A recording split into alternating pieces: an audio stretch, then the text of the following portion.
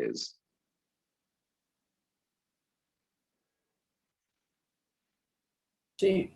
Segmentation pretty much means No. Raise your hand.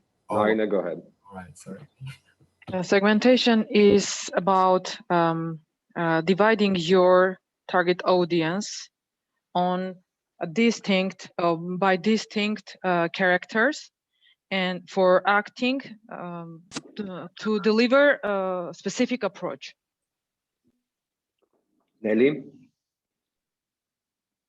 I mean, when you're dividing your market, your potential customers, like in a groups, taking consideration like demographics or age or other characteristics, and divided these people into some specific groups, deciding by you taking into consideration some criteria.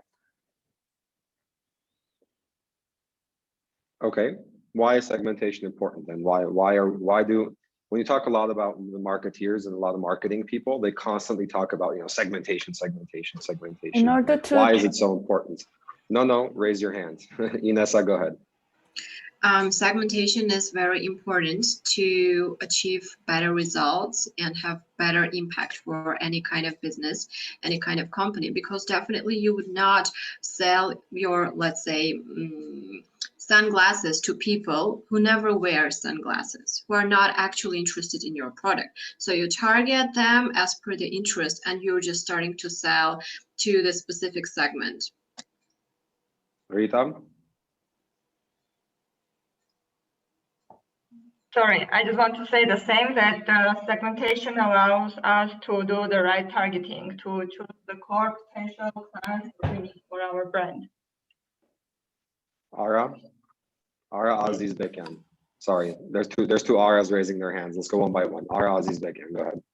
Yeah, segmentation is important because different groups of customers behave differently, and adopting a blanket approach for all of them would not be as effective. So you need to tailor your approach based on the particular behaviors of a segment. Ara Karapetyan. As we talk about customer behavior, segmentation will help us to understand well our customer behaviors. Angela, go ahead. As we will do targeting with the help of segmentation, we will do better planning and forecasting for our products. Okay, so more or less, we're all on the same page in terms of what is segmentation and why it's important. There's a couple of key things that you guys missed, which I do want to mention. So first of all, segmentation is important because we talked about effectiveness and efficiency in your marketing budget. So if you spend all of the money on everyone, it's not going to be effective, but it will be efficient. If you spend the money on one small, tiny segment, it'll be very effective, but not efficient. So you kind of have to balance out how you're spending the money. The more narrower you throw your segments, the smaller the group of people are, the more money you actually have to spend to reach them. So your cost is going to go up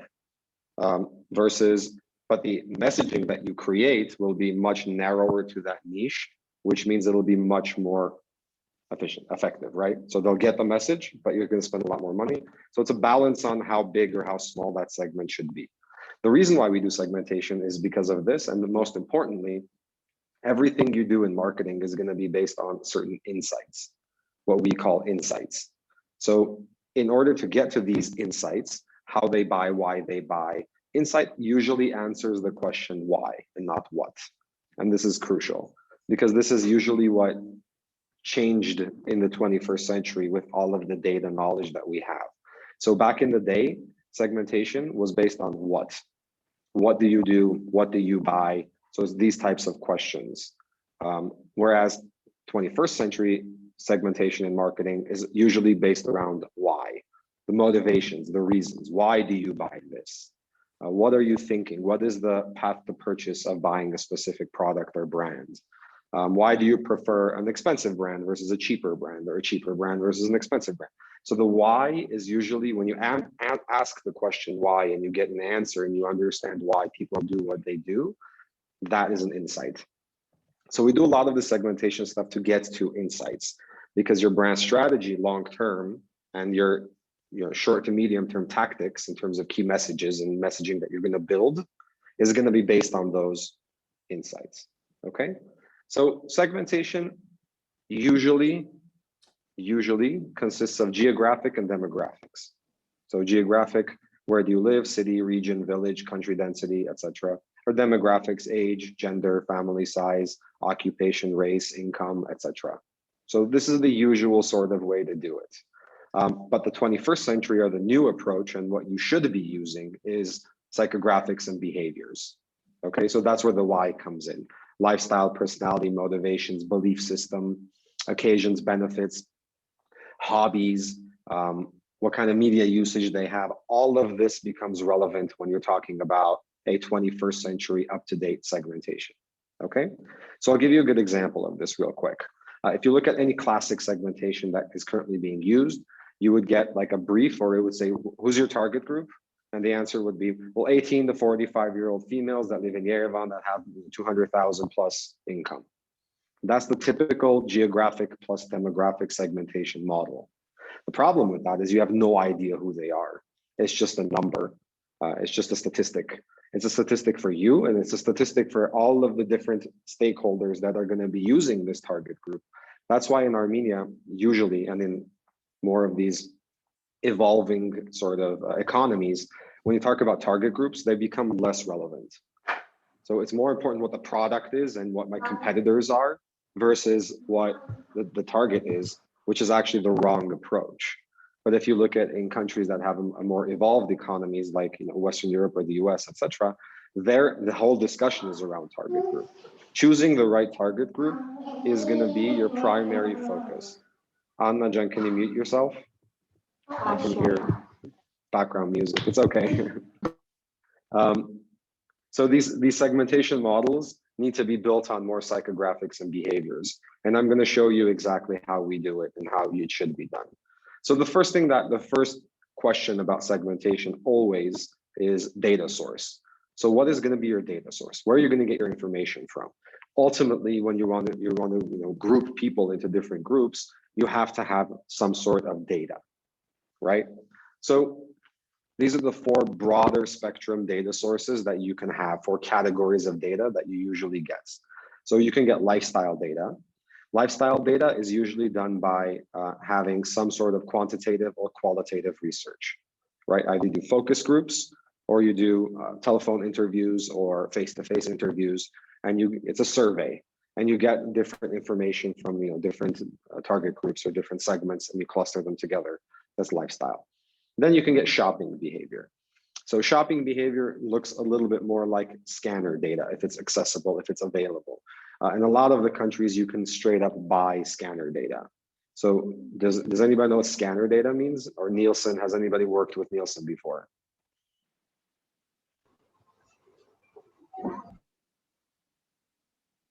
No one, great. Miran, go ahead. Miran, you're muted. I can see you talking, but I can't hear you.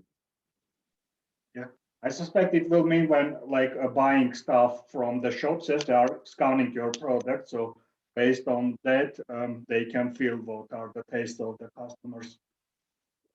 Or when you are using a credit card, that again, some statistics which is being found to your credit card, where you're purchasing. Correct, you're more or less correct. So what happens usually is that you would have a company like Nielsen. So Nielsen is the largest in the world that does this. What they do is they basically go to all different supermarkets. So they go to Yerevan City and SAS and Zofk and all these guys. And they talk to them and they say, give me your scanner data, and then I'll give you something in return. And they cluster all of that scanner data in the country, including Horeca. So hotels, restaurants, and cafes also have scanner data. And they cluster them all into one big chunk, and then they sell a subscription to it. So you as for example, Coca-Cola or your Don's glasses or whatever it might be, you can subscribe to this database, and either monthly or quarterly, you will get data and information about your category, how many sunglasses were sold, how much Coke was sold, where, how much Pepsi was sold. You also get competitive set because market share data, so how big you are compared to everybody else in the market, and all of that revolves around this sort of Nielsen data. There are data sources that are more open, like if you're in the banking industry, A lot of that information is open source because quarterly banks have to issue their financial statements. In the US or in Europe, if you're a publicly traded company, if you're on the stock market, again, you have to give quarterly income statements. So all of that information is publicly accessible. But basically, it's all of the information revolving around what you buy and where you buy it, so purchasing. The third one is called category. What category means is the brands that you buy. So if in your house, Miran, you have Coke and you have, I don't know, Tide, and you have this and you have that, that gives me a lot of information about who you are. So Descartes had a very, cogito ergo sum. This is his famous quote from Descartes, which translates to English, I think, therefore I am. Okay? We as marketeers tend to change this, and we say not I think, therefore I am. We say I shop, therefore I am. If you tell me every single brand that's inside of your house, that gives me an extremely amount and very precious information about who you are as a person. Everybody's brand buying habits and their identity is extremely closely linked. Brands are not products anymore in the 21st century. You feel strong. Are you a Coke guy or a Pepsi guy? Are you a Dalma guy or a Yerevan Mall guy? So these types of questions are relevant to your identity and who you are as a human being and a person. Okay? So I shop, therefore I am. Remember that. Then there's media. Media is extremely important. So you want to get a lot of media information, where they go, how they do it, what kind of websites they attend. So a lot of it, obviously, there's a lot of social media that's being used, but in that social media spectrum, do you listen more to Azat Uçun Radio Kayan, Van, or are you more News AM guy, Tert AM? So where is your media source coming from? And again, those media outlets and the media sources tell me a lot about what kind of person you are and what kind of behaviors you might have. And especially gives me a lot of psychological information, because media is usually split into two main bigger categories. And this is very crucial. You're going to hear a lot of people that keep saying opinion leaders. We have to find the opinion leaders. We have to find the opinion leaders. How do you find the opinion leaders? One way is media. There's two broader types of media that's being consumed in any market. There's entertainment or escape media, and there's information media. Okay, so like entertainment or escape media is like soap operas. They're all entertainment and escape media, right? So it's a little bit more housewives based. So, and the people that tend to consume that type of media on a larger scale, they tend to be followers. The people that tend to consume information media, so something that they learn something new from or they receive information from, those people tend to be opinion leaders. So you can already see that shift and vice versa. So if I know exactly what kind of media you're buying, what kind of media you're using and consuming, it gives me a lot of information about how influential you are in the society in general, and how influential you could be in your own little sort of niche area where you live in your own bubble, right? Any questions until this point? It's going to get more and more complicated as we go along. So if you don't understand something, stop me. Raise your hand, ask the question, because they're all linked together. That goes for everybody else who is also joining us, not as an MBA student, but as a prospective MBA student. So anybody that's in this Zoom call, if you do have a question, please raise your hand, and I'll be more than happy to stop and answer the question. You need to understand this before I move forward, because they're all linked together. So this is just some examples of some data sources that exist in the world. TNS, ComCon, TGI, for example, BRAT in Romania, we use BRAT. The respondent numbers you can see there, 36,000 in Poland, 45,000 in Russia. And it's a broader set data. So it includes 4,000 brands and 350 different product categories. So it's not just information about who you are and then how you drink Coke, but it's also who you are, what kind of toilet paper do you use? Do you have gastronomical issues? What is your consumption in terms of fashion? So what kind of fashion brands do you buy? It's a broader set. Again, cogito ergo sum, I think therefore I am. Remember, I shop, therefore I am. I want to know everything you buy and not just specifically what you buy in the category that I am or in the industry that I am in. When I'm looking at sunglasses for Dans, I'm not only looking at glasses. I'm looking at what kind of chocolates you buy. What kind of perfume do you use? This is all relevant information to who you are as a human. in order for me then to better segment you into different groups. Okay? So imagine all that information, imagine all that data. So in Armenia, I think our sample size was about 2,600, if I'm not mistaken, and it had all of that questions. So it's all demographic questions, and then it's psychographic questions, and then it's media usage, and then it's category usage. So all of that data is being pummeled into you. So imagine an Excel sheet that has 2,600 columns, so one for each person that has answered or I have data about. And then it has about 12,000 rows, which is all of the data. And then all of those different cells is all different data points, right? So what I'm trying to do is, based on all of that chunk of data that's coming towards me, I'm trying to take those 2,600 people, which are representative for the country, which is important. So it's like having a small Armenia in your hand, right? So Armenia is 3 million people. 2,600 is more than enough to have a representative sample of all of the different cities, gender, age. So everybody in Armenia, you can chunk them into a small little group of 2,600 and analyze that 2,600, right? Ask your quantitative methods professor about that sampling, and you should probably know what sampling is already. So you take that, all of that chunk giant, data source and data streams that's just getting flowed. And then of course you have to pour them into an algorithm, a formula. So how do I take these different people and put them into specific groups? What do I group them based on? So those are all algorithms and formulas that exist. Usually you have 3 different types of algorithms that we use. So we have demographic algorithms, psychographic algorithms, and then consumption behavior algorithms. And those 3 algorithms combined show me who you are as a person. And how that looks like is very specific. So this is called Adler's map. We didn't create this map. This map was created by Alfred Adler. Do we have anybody in the Zoom call that has taken psychology in college, like a psychology course in university? Anyone? I've taken clinical psychology, if that counts. Okay, so do you know who Alfred Adler is? Yeah, I have, but I don't really remember exactly because it was like 6 years ago. Fair enough. So anybody who's taken a psychology class needs to know who Alfred Adler is. So Alfred Adler was a student of Freud. So it's Freud and then Adler. So his theory and what he wrote in his book is that he has this thing called Adler's personality dimensions. So any human being in the world is somewhere on this map. You are a dot somewhere on this map. How you read the map is very straightforward. You have 8 different parameters on 4 different axes. You see there's 4 different lines going through the center, right? So up and down is enjoyment versus control.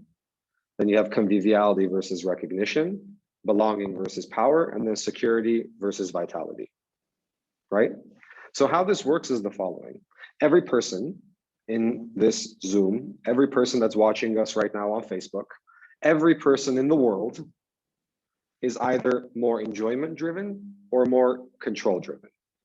It's not a black and white question. So you're not either all the way on the top enjoyment or all the way on the bottom control. It's more like a volume. You can turn up the volume and turn down the volume. Okay, it's a spectrum. So on that line up and down, you are somewhere on that line. Okay, Guy Najan, can you mute? Thank you. You are also somewhere on the line in terms of conviviality versus recognition. You're somewhere on the line in terms of, I'm just going to mute her. You're somewhere on the lines in terms of belonging versus power. You're somewhere on the line in security versus vitality. So for all the finance people or engineers out there, imagine a formula that has F, like the function F, right? N1, N2, dot, dot, dot, N8. So there's 8 different coordinates, right? Each coordinate is one of them. So you have enjoyment, conviviality, belonging, security, control, recognition, power, vitality. And each one of those is a coordinate. And if I know your coordinates, Narine, then I can place you on this map as a dot. So you are somewhere on this map. Does that make sense? We're on the same page here? All right. So if I can place every single unique person on this map based on the algorithms. So again, I'm going to go a step back just so it's clear. All of this data is coming in. Your demographics, your psychographics, your behavior, your consumption, your media usage, all of that information is coming into me. Okay? I'm running it through specific formulas and algorithms, and that algorithm is taking you and putting a dot on this map, saying based on how you answered all of these different questions, you are here on this map. And that's one person. And if I do the same for all 2,600 people that I have in my sample, I'll get 2,600 dots on this map. Okay, so all of Armenia will then be mapped here on this map. Cool? Am I making any sense? So once you get 2,600, so that's called a factor analysis. You run a factor analysis and you run a correlation analysis. Ask your quantitative methods professor. But once you have those 2,600 dots on this map, then they start grouping, right? So these dots are closer together here, these dots are closer together here, these dots are closer together here, etc. And those groups then become the segments. So this is the basis for behavioral segmentation. This is a behavioral segmentation because it's not based on your gender, it's not based on your age, it's based on all of it. Demographics, psychographics, behaviors, consumption habits, media usage. All of that information is being pummeled into these bubbles that you can see here. Okay, this is the actual Armenian segmentation. So this is real. I'm showing you literally what we're using right now. This is up to date as of yesterday. So these are the actual segments that exist in Armenia. Okay, and everybody in this Zoom call, everybody watching on Facebook from Armenia is in one of these bubbles. You are one of these bubbles. Now, when I say that, the first reaction that I always get is, no, I'm not. Nobody likes to be put in a bubble. Everybody hates that you're in a box. But you are, because you're human and it's normal and it's okay. You're not 100% one of these segments. You might be 85%, but you're enough. Your behavior is close enough to one of those segments that if I target one of those segments with my marketing, then I'm going to get you as a consumer. So I'll sell it to you as well. Howard, go ahead. I just want to clarify, how do we identify these segments? For example, I don't know, aspetner, ishkhanner, all those kind of things. How do we? Okay, 2,600 people, 2,600 people. I'm going to go back a little bit. So 2,600 people answer, and I get information data about 2,600 people about their lifestyle, their shopping, their category, and their media usage. I get all of the information. Basically, Howard, it's like me walking around behind you for a month and writing down everything you do, say, think, and buy. Okay? So that gives me a lot of information about who you are, right, Howard? Okay? So you're one of those 2,600, for example. Then I take you, all of your responses, and I run algorithms, formulas, because there's 15,000 different data points about only you. Okay?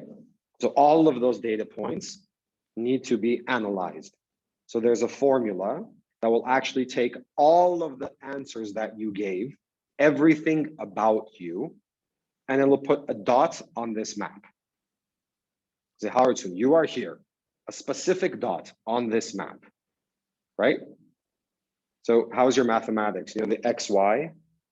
If there's only X or Y, then you go coordinatein hamakak, F, N1, N2.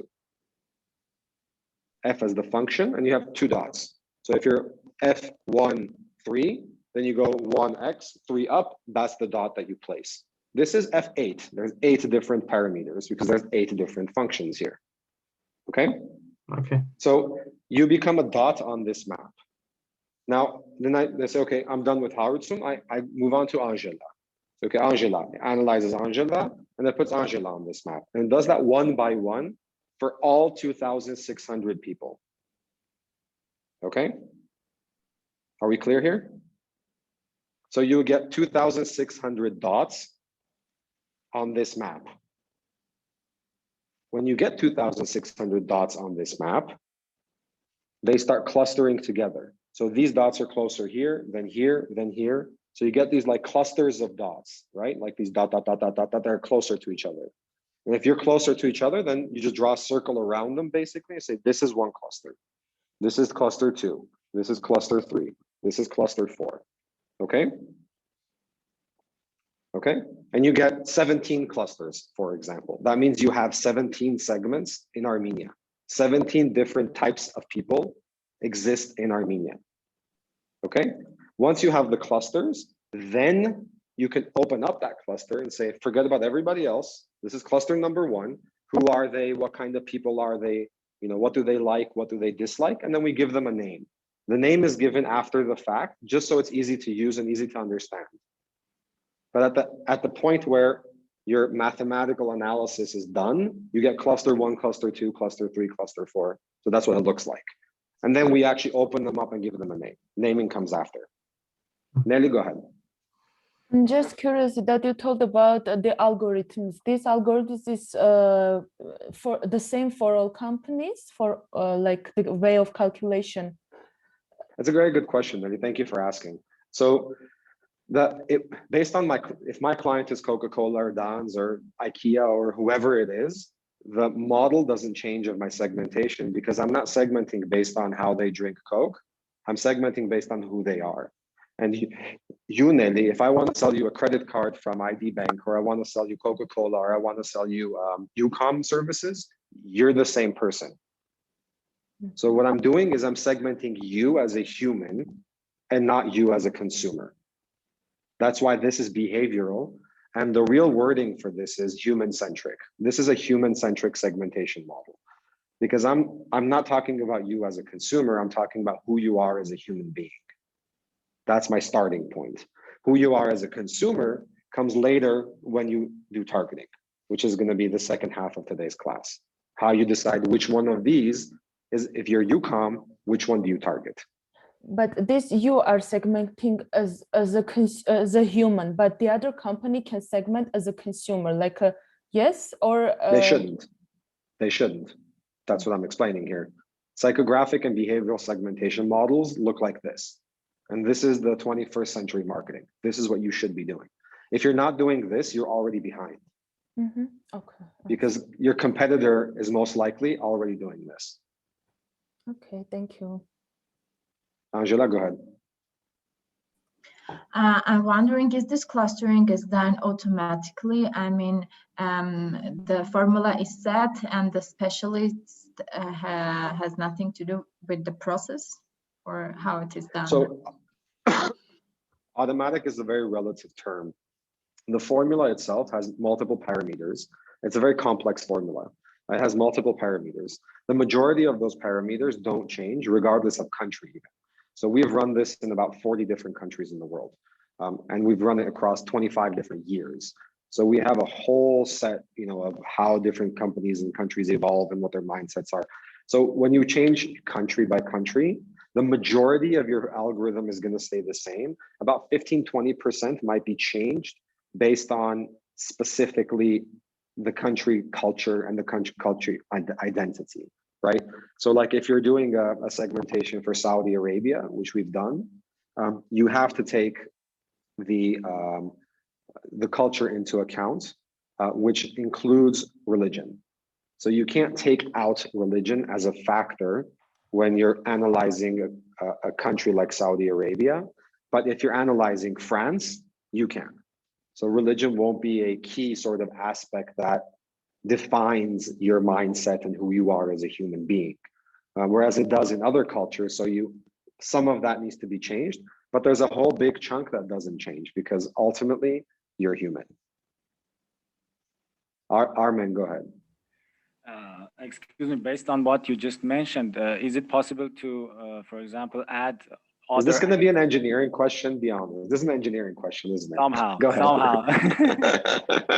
Is it possible to add or omit some of the axes from this based on what you just mentioned? No, you cannot omit accesses because again, this is based on Alfred Adler's theory and his personality dimension theory. And the accesses that you see are completely based on Alfred Adler's theory. And if I want to reference Alfred Adler's study and his research as the basis of this map, then you have to keep it intact as is. For example, I mean, maybe if there are religious minorities, a lot of religious minorities, or let's say cultural minorities in a country, maybe I thought we could add another axis and divide them, clustering them around that, let's say, scale. But you can. The problem with that is then it's not scientific anymore, because then you would have to actually do like a whole research, a PhD, a research paper, etc., have it published. Guys, mute. Everybody mute.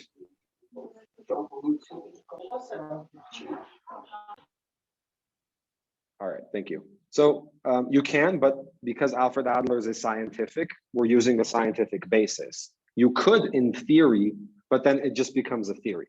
You could say you're assuming or you're theorizing that this access in this specific culture is different. So you would rename it or reshift it.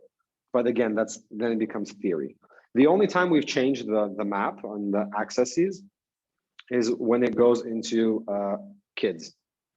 Because this, what you're seeing here is 18 plus, right? And then there we have a whole different segmentation for teenagers, and there's an entire different segmentation for kids, so ages 2 to 11.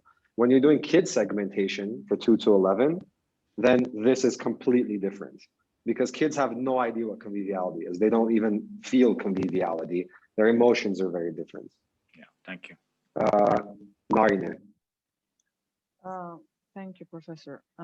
As we all understand, this is a very expensive method of evaluation, and as I understood, this is must in marketing. Yes.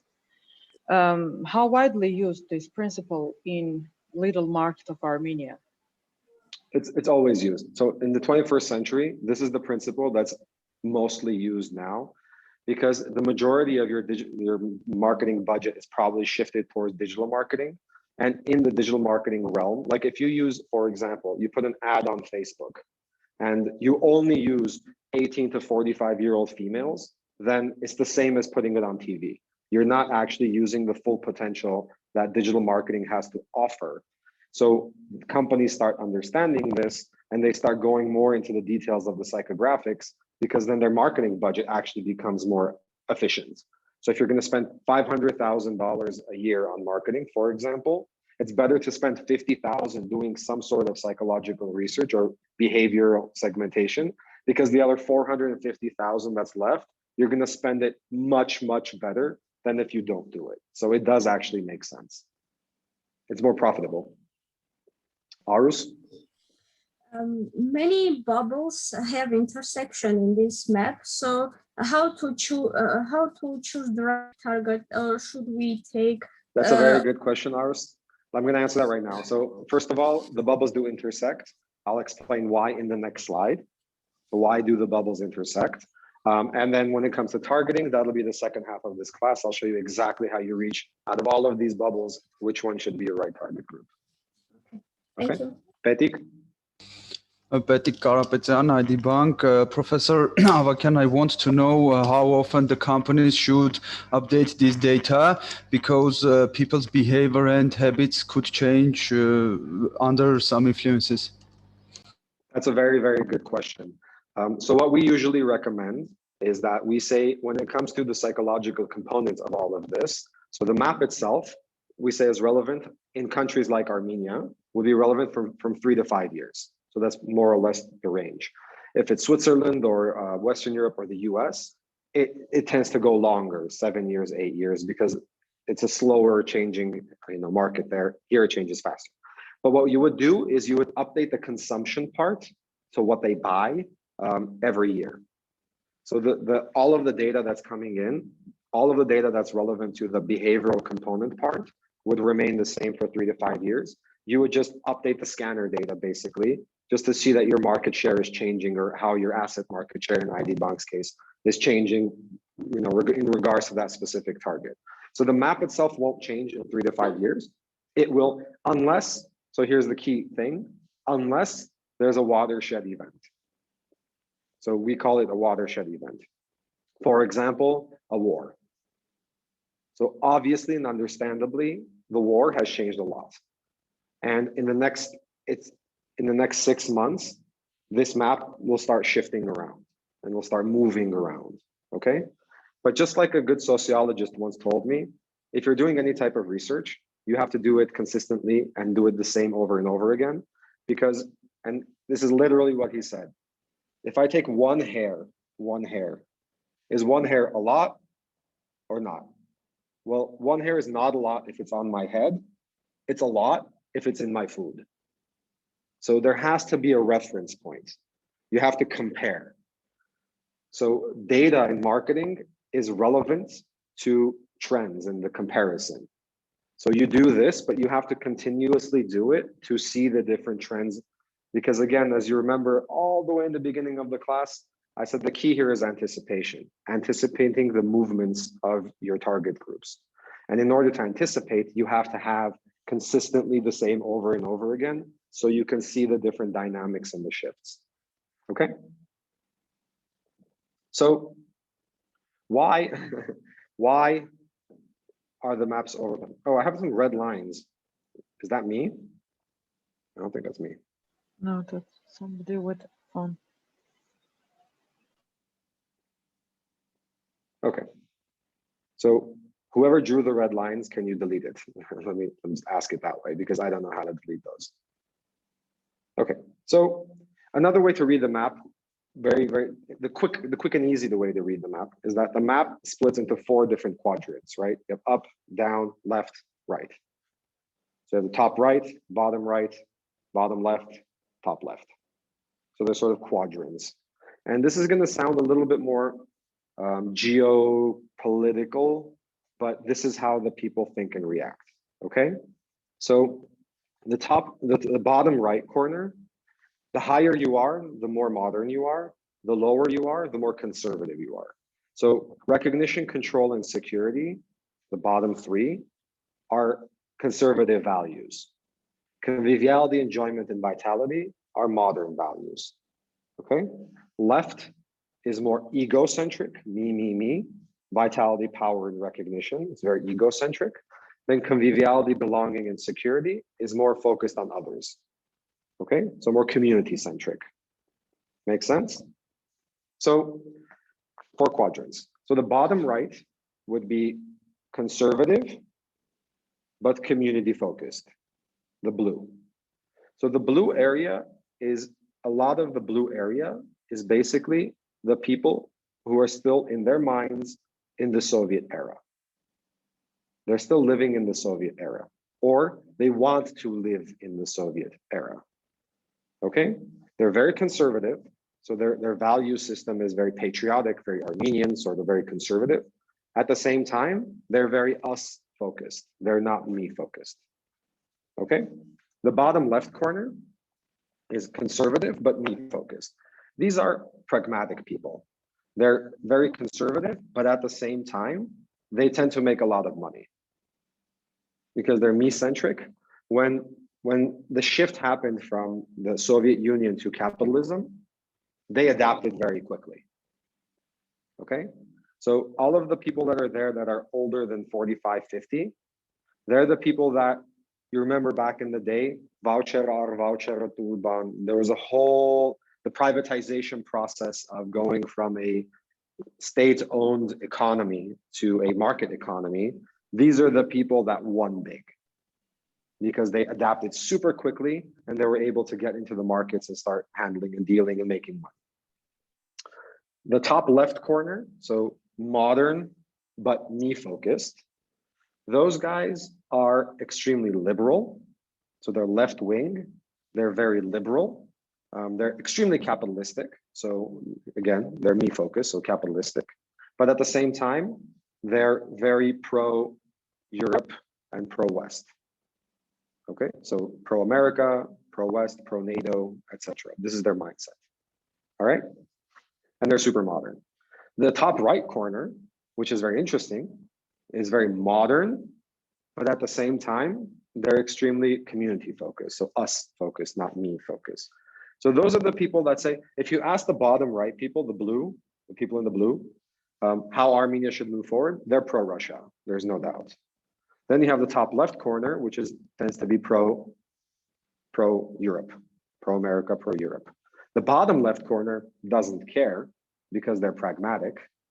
they don't really care how the system changes, as long as they know that the system is changing, so they can adapt accordingly, because they adapt very quickly.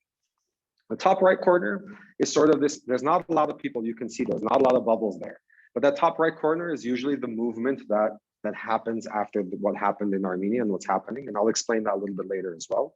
But that top right corner, basically what they're saying is that Armenia should be more modern than it is. We should modernize, but modernizing the Russian modern is not our modern, and the American modern is not our modern. We need to be modern in our own way. We should remain Armenian, but also be modern. So a good example of that is Lavash, the restaurant. If you look at Lavash, it's positioned in that top right corner because it's serving Armenian dolma, so like your grandmother's, old dolma, but it's actually serving it in a big white plate with like 3 dolmas in the middle. So the serving, how it's presenting it to you, is extremely modern, but the content of it is very Armenian. So this is what these guys want. They want Armenian value system based on a modern lifestyle. Make sense? Awesome. So going into a little bit more of the details, why do they overlap, Arus, to answer your question? Because what happens is we split them into 3 different, what we call life stages. So there's 3 different stages of anybody's life. This is after the age of 18, so I'm not including your kid when you're a kid or when you're a teenager. This is after you're a teenager, 18 plus. So once you're at 18, you become a yertasar, or an earlier, okay? And you're an earlier up until the point where you have a child, regardless of what age that is. So going from a yertasar to a tzanoch, or going from an earlier to a parent, is not based on how old you are. It's specifically based on when you have a child. Okay, so as soon as you have kids, you become a tzanoch. You shift life stage. The reason you shift life stage is because your lifestyle changes, your behavior changes, your shopping habits change, your media usage, everything changes. Everything changes.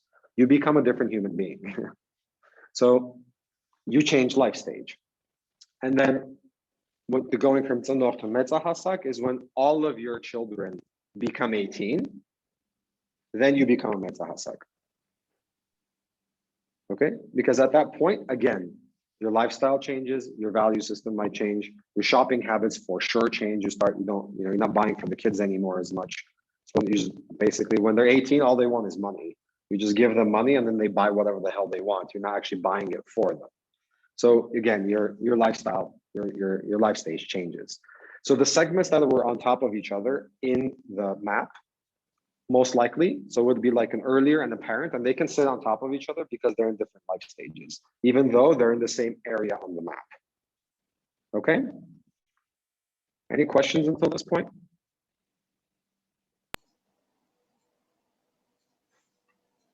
Cool. I'm going to give you some examples about each specific segment a little bit more in detail, because this is the fun part. As soon as I'm describing these segments, you're going to say, oh, I know that guy, or I have a friend that's like this, or I have a... I just want to ask, is this Gor Ananya? Ananya is Yeah. ENT specialist. I know the previous, on the previous pictures. Okay, so first of all, Yerevan is very, very small. So no matter what kind of pictures I put, you're probably going to find friends. The picture, I'm not saying that Gor is an aspect. The picture that we found, he looks like an aspect in this picture. Okay, so don't reflect it to the person. It doesn't matter to me who he is in terms of what segment he is. But in this picture specifically, he looks like an aspect. So this is a perfect aspect picture. Okay, so sorry, did you come up with a slide? Yeah. Okay, nice. Did I come up with the what? With the slides, like with all the referencing it into our like Armenian. Yeah. So we ran the segmentation model. When we get the segmentation model, like you would see earlier, and what you would see on this map is 6 bubbles. Mm-hmm. And it would just say, literally, it would say cluster 1, cluster 2, cluster 3, cluster 4, cluster 5, cluster 6. That's all you see. Then you take cluster 1, like Siamarge, for example. You take cluster 1, you say, open it up. So we look at all of the data of only Siamarge. see what they like, what they don't like, how they act, what their behaviors are, what media they're using, all of the different information. And then we get a picture of what kind of person that is. And then we give them a name, a photo, and a color code. Professor, this you made my segmentation day is today. specific to Armenia. One by one. Inessa, go ahead. Yeah, this segmentation is very specific to Armenia. The segmentation model is not. This segmentation that you see is. But right after I finish Armenia, I'm going to show you Russia and Saudi Arabia, and I'll show you like 5-6 different countries so you can see the differences. Okay, thanks. Rita, go ahead. I just want to say that you made our day today. You like the pictures? Okay, so the fan favorite is always Chishtovne. I'll say that as well. Like that is usually like the fan favorite. But basically, when it comes to earlier, so these are 18 plus that do not have kids in Armenia. There's 6 different segments, and I'm going to explain them. And as soon as I do, you'll understand that who they are as humans. And imagine how easy it is going to be to target them. Imagine how easy it is to sell product to these people when you know them in such detail that I'm going to explain to you now. Okay, so let's start with Siyam Marger. So Siyam Marger, they're split 50-50 almost, male-female, because there are segments that skew male and segments that skew female. But Siyam Marger are almost 50-50, a little bit more male than female, but still it's like, I think it's 55-45 if I remember correctly. So Siyam Marger tend to be on the younger side of the spectrum. They're 18, 19, 20, 21, 22, okay? They're not like 26, 27, 28. They tend to be more younger. So they're this kind of thing. First, second, third year of university, they're still doing their bachelor's more or less. They have a lot of money. So they're the second richest segment in the early years. But their money is obviously, because they're 18, 19, 20, is coming from their parents. It's not coming from them. They're not earning money, but they have money, okay? We call them Siyam Marger because just like, you know what a Siyam Marger is, right? Like a Siyam Marger, he opens up the feathers and then they just start dancing with their feathers. The reason why they do that is to attract mates, right? So the actual animal, that's what they do. And this segment, they're extremely, extremely flashy. They like to show off, super show off. They like expensive cars. They'll buy, gold-plated, whatever phones. So they're just super, super show off. Okay, they want to show that they're rich, and that is what they think will give them status. So for them, they think hierarchically. So in their mind, different people around is hierarchically. So if this person is in the same sort of level as I am, then they'll be friends. If they're not, then they'll boss them around. Okay, make sense? Extremely flashy, young, super rich. So the other side, if we go to the other side of the spectrum, Gara Parakiner, the blues. So Gara Parakiner, as you can see, they're in the top right corner. Oh, so Siyam Marger, pro-America. If you look at these, there's a big now trend in Armenia that there's a lot of these American muscle cars, like Dodge Chargers and Ford Mustangs, and like these American big engine muscle cars that are coming to Armenia. All of that is being driven by the Siyam Marger segment. They're the ones actually buying it. Blasting the music really loud with their windows down, that kind of thing, right? It's a very Siyam Marger approach. So Gara Parakiner are on the other side, top right. So modern, but Armenian. They tend to be 27, 28. They're on the higher end of the age range. They go from higher 20s to younger 30s. They tend to have kids late. They don't really have kids early on. With them, we call them Gara Parakiner because they are part of an alternative culture, because again, having that modern but Armenian approach is alternative. They have and they don't go after people, they go after ideas. They're more conceptual in their thinking, okay? They wear ripped up jeans and like grungy, shitty t-shirts. They don't care what they look like. They play guitar, they're very creative. So they tend to be in the IT sector. So as IT Shnikner, they're all sort of in that Gara Parakir area. They smoke a lot of weed. That's part of their culture and their subculture. They play guitar. very creative stuff. Like these large, so it kind of, that's the profile that you're going after. For them, they also want to show off. Let's be realistic. If you talk to any of these like IT Shnikin, Armen, your engineer Armen, you are or probably were this segments, because those types of people, they like to show off, but they'd like to show off with their mind and not what they own. So what they'll do is they'll create a situation where you get into a debate with them, and they usually debate about topics that are a little bit more provocative, like politics, religion, geopolitics, gender, anything that they can pull you into an argument, and then they will crap on you as hard and as fast as they can, just to punish you with their intellect and what they know, to make sure that you feel bad about yourself because you're not good enough. You're not, they look at everybody like, if you don't know higher mathematics, you're nothing. Mathematics are nothing. That's sort of like the approach that they have, right? And if you look at the IT sector, the developers, the database engineers, when you talk to them, and when I say, well, I'm a marketeer, they're like, oh, you're a marketeer. Like, you don't know shit. That's the reaction that I usually get, which is okay. But there's sort of like this mathematical, more engineering sort of space in that area. And if you're not, it's very difficult to become friends with them because they're closed off. They don't like, they're more introverts. CMRs are extremely extroverts. But once you do become friends with them, then they're friends for life. They tend to be extremely loyal. Okay, so I'm assuming you're already finding friends that you have within these groups, right? Let's move to Aspetner on the left side.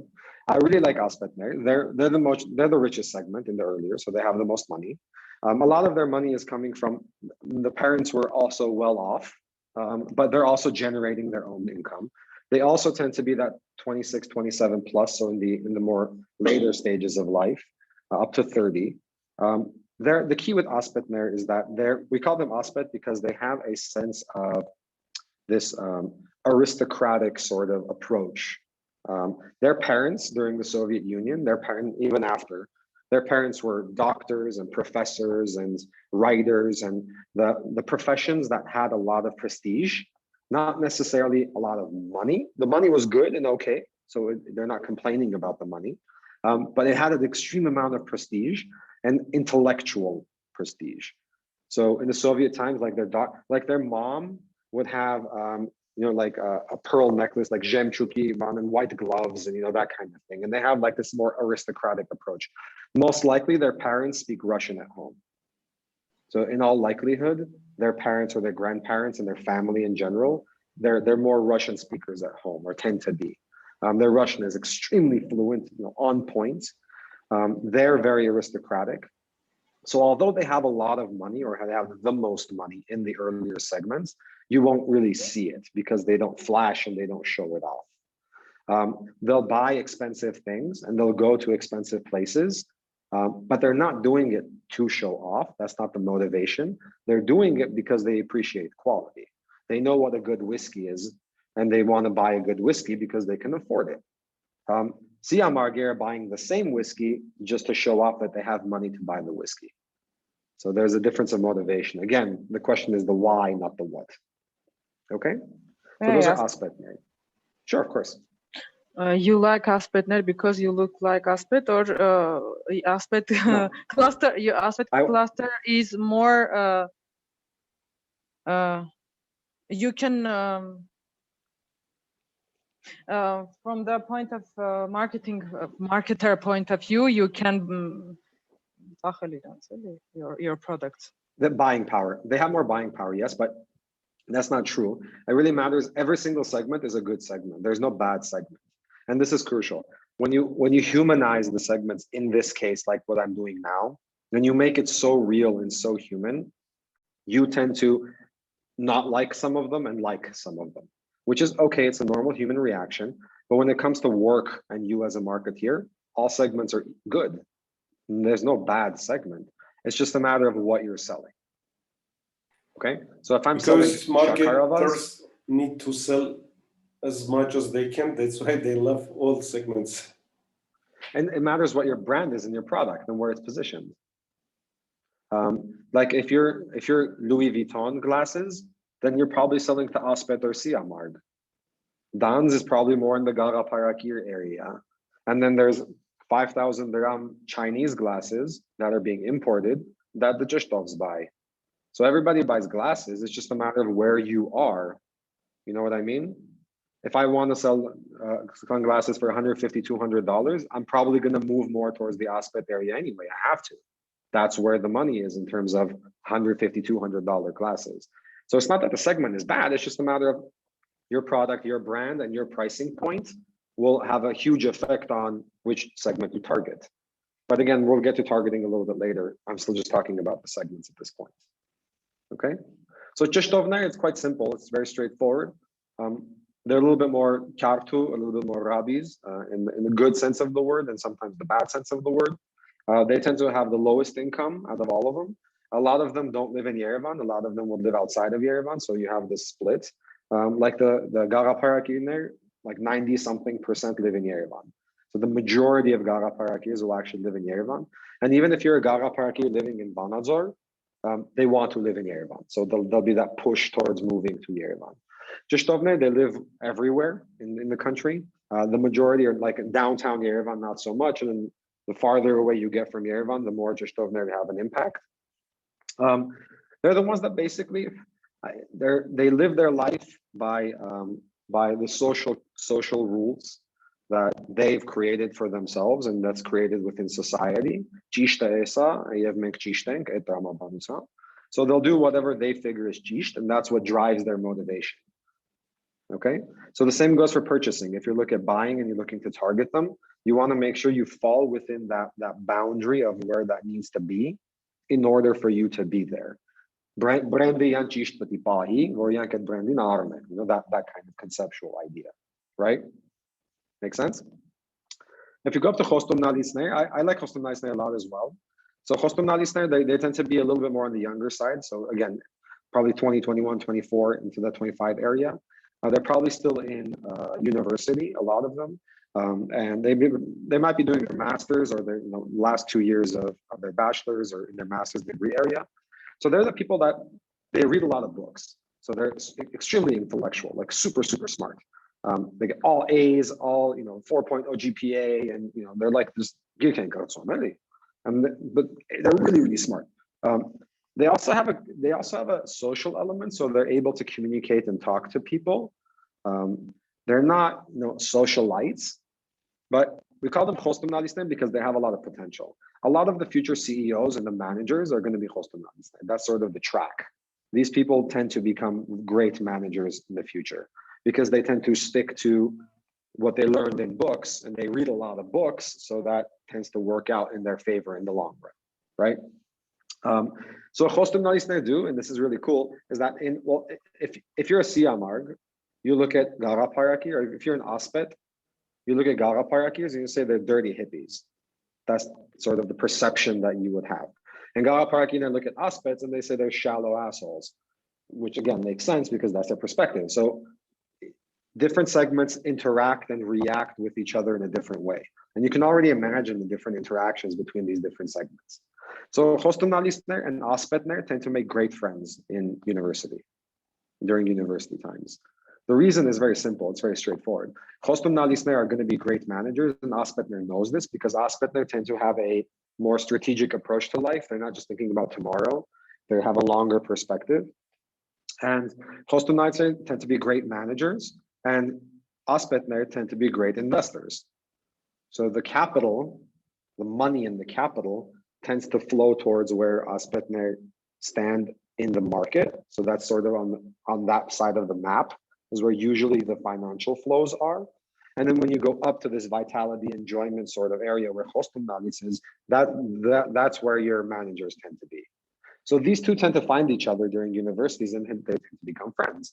And when they do become friends, when Aspet opens up a new business when they're 30, they tend to call the Chostom Nalis and say, why don't you come and run the business? We can do this business together, etc. Make sense? Cool. Partajan Nashner skews female, so a lot heavily skews female. I think it's about 30-something percent is only male and 70% is female. So Partajan Nashner is basically they live in this sort of like when they were born, their parents, especially their father, tend to be super protective of that. So like extremely, extremely protective, to a point where she has no boyfriends, everything that she does is controlled by her father. And then what happens is that when they get married, that control shifts from the father to the husband. So it still actually remains within that. But we call them partachanash because their main insight is sense of responsibility. So that from the day they were born, they're hitting the head over and over again with rules and restrictions and dogma, which then they actually accept as what life should be. And then they follow that to the letter and remain extremely responsible. Since you know what I mean? So they're kind of like, they have pink glasses on, no doubt. They probably don't know how the world really works, and they probably don't care. They don't need to care because their father took care of them, and then their husband's going to take care of them. So it's very simple. But the great thing about partachanash is they make great wives, like mothers. When they have kids, they just stay at home with the kids, so the husband can be the aspet that they want. So aspet and partachanash again tend to find each other, because aspet is going to be working 12, 13, 14 hours a day. They're going to be workaholics at some point. So there's a lot of work, and when they're not at work, they're going out with business partners for drinks, because that's still work technically. So they're constantly, so they tend to find this partachanash area, because that they know that those people, they're going to stay home with the kids basically, and everything tends to work out. So that area there tends to connect with each other. Any questions? There are more categories here, right? What do you mean categories? There are more other types of people that are not in these segments. We didn't find ourselves yet. You're a parent, Anna? Are you a parent? But it's not the main like a subjective for me, parents. It's kind of because these people don't have kids. Yes, but these 6 segments, anyway, 18 until you have children. When you have children, you can be parent and also hostumnalit, yes or no? No, you can't. As soon as you have children, you're one of these. Oh my God. So again, it's split into life stage. So as soon as you have kids, you change life stage. But not necessarily you should be in one segment. There's maybe some split in intersections. Yes, somewhere. Yes. It's a good question. So there's a couple of things to take into account when you're looking at it that way. So first of all, these are clusters. So the hostumnalit, where you see the picture, imagine like it's a circle, and there's a bunch of dots, right, in that circle, because that's how it was created. When I'm explaining hostumnalits, I'm explaining the middle of the circle. So the stereotypical hostumnalits. This is what I'm explaining to you, okay? So when you target, you would target the stereotypical hostumnalits. Now, there are people that obviously are near that middle, but they're not exactly in the middle, that are still in the cluster. So they're 75% hostumnalits or 80% hostumnalits or whatever, right? So it's not always 100%, because again, you're human. If you go into that level, then every single human is different. But I can't target every single one of you individually because it's too expensive. So this is the Kambayin Ketma. Proportionally. It's narrow enough that you can create specific messaging. So imagine creating a marketing campaign for a hostumnalits versus a Chishtov or an Aspet or a Gara Parakiv. You can already see how different that would look in the end, right? So it's narrow enough that you can custom make marketing campaigns for each individual segment, but at the same time, it's big enough that there's enough people there that you can actually make money off of. Does that make sense? Lilith, go ahead. Could you hear me? Yeah, I can hear you. Why you differentiate hostumnalitsner and partachanaşner? It's by gender, then it's not fair, I think. No. Because okay. None of them is by gender. So gender is not a basis for this. at all. Khostum Naisner, it's almost 50-50. They're 50% female, 50% male. We don't, none of the demographics are taken into account when you look at this. This is behavioral specifically. So male partachanach exists. There's like pupushik like males as well. Like mamai bala. You know what I mean? So that would be a male partachanach, for example, right? No, it's just because their motivations are different. Khostum Nalisner, they're extremely driven and extremely motivated. They want to be CEOs. They want to be future leaders. Partachanach don't. They don't have that leadership drive. They're not management.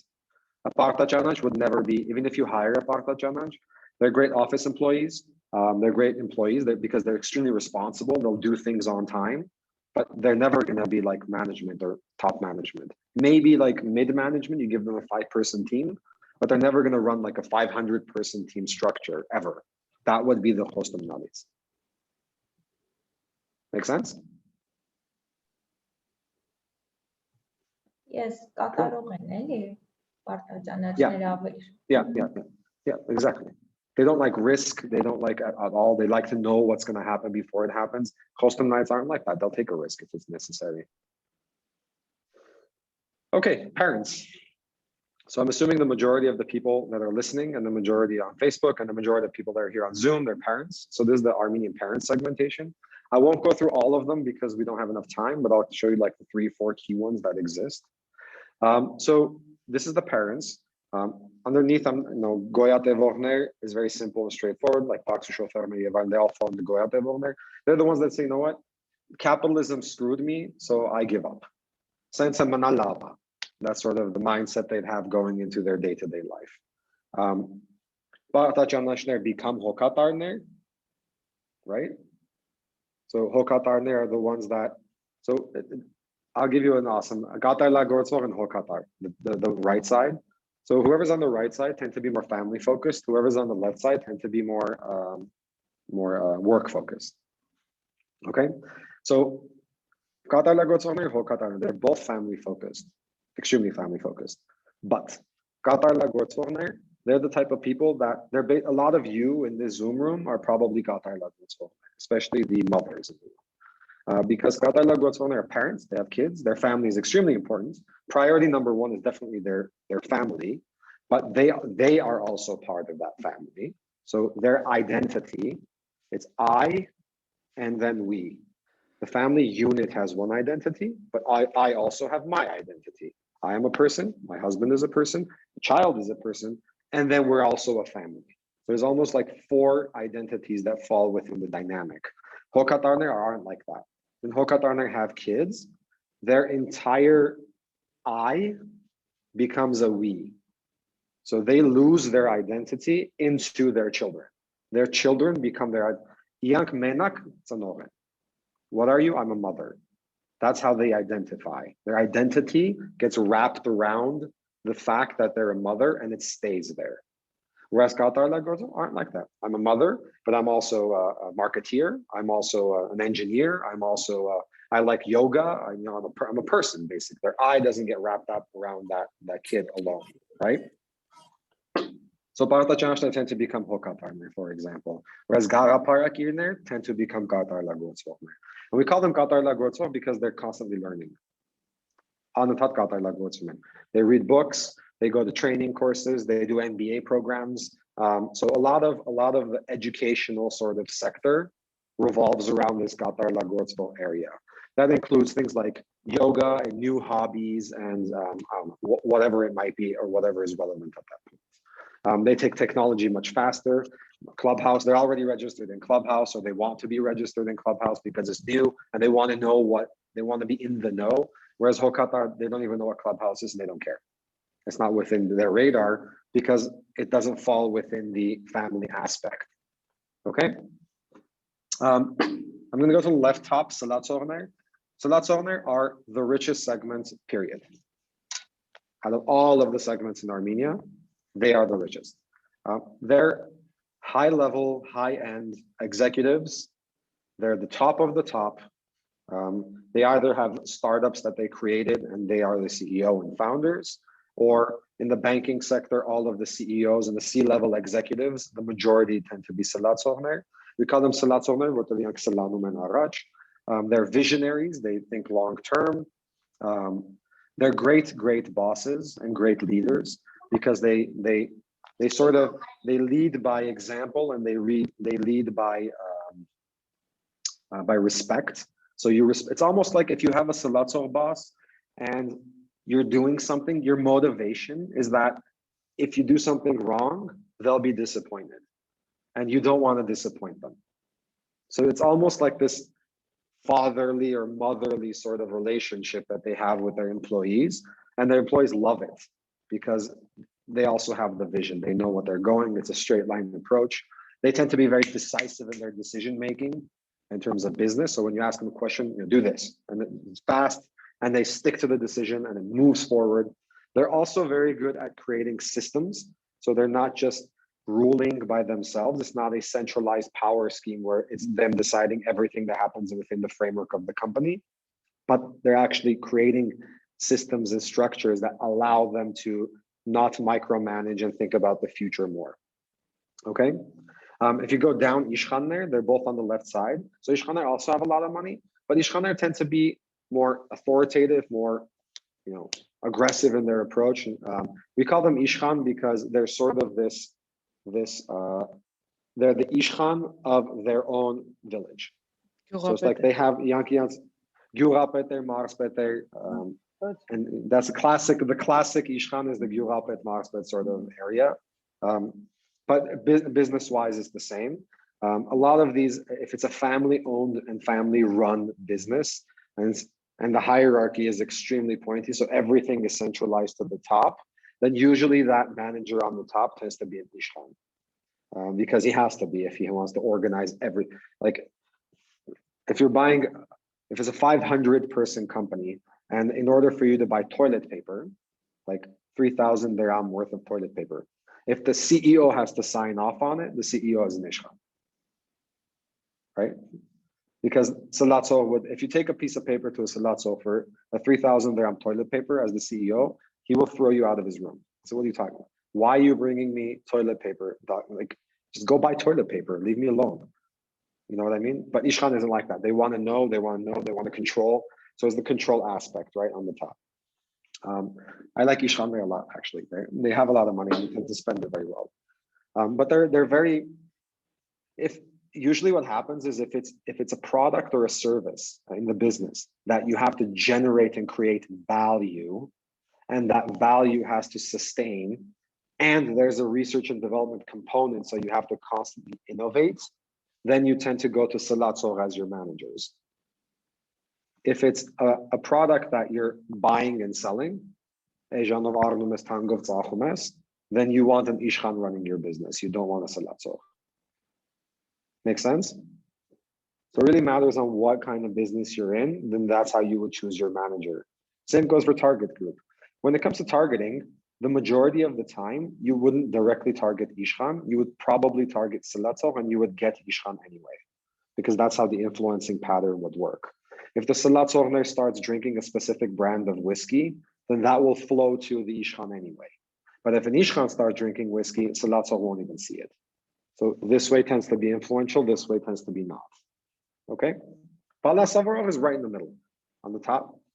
So Balan Savarov, we call them Balan Savarov because you ask them, what is the most important for you? Family, work, or social life? And automatically, in Armenia, they'll say family. And you'll see from their face that they say family, and they're kind of thinking about it. They go, but my career is also very important to me. And you see that they're thinking, but my friends are also very important to me. They can't decide. All of them is priority number one. The friends are priority number one, family's priority. That's why we call them balance. They're trying to balance everything, and they can't because you can't. There's not enough time in the day to have all of it. You have to there's always trade-offs, and they don't accept trade-offs. They want all of it. So what they tend to do is they tend to super focus on an area of their life, and then they feel extremely guilty. And this is the key insight for balancers, is guilt. They constantly feel guilty, constantly. When they're with their friends, they feel guilty that they're not with their family. When they're with their family, They feel guilty because they're not spending enough time at work. When they're at work, they feel guilty that they're not spending enough time with their friends, and so on and so forth. It's a vicious cycle of guilt. So, for example, Coca-Cola, chocolates, anything that you give to the kids to spoil them are balancer based. All of it is balancer based. They spoil their kids the most because it's a way for them to feel less guilty. Like they'll go home late, but they'll take a chocolate with them to give to the kids.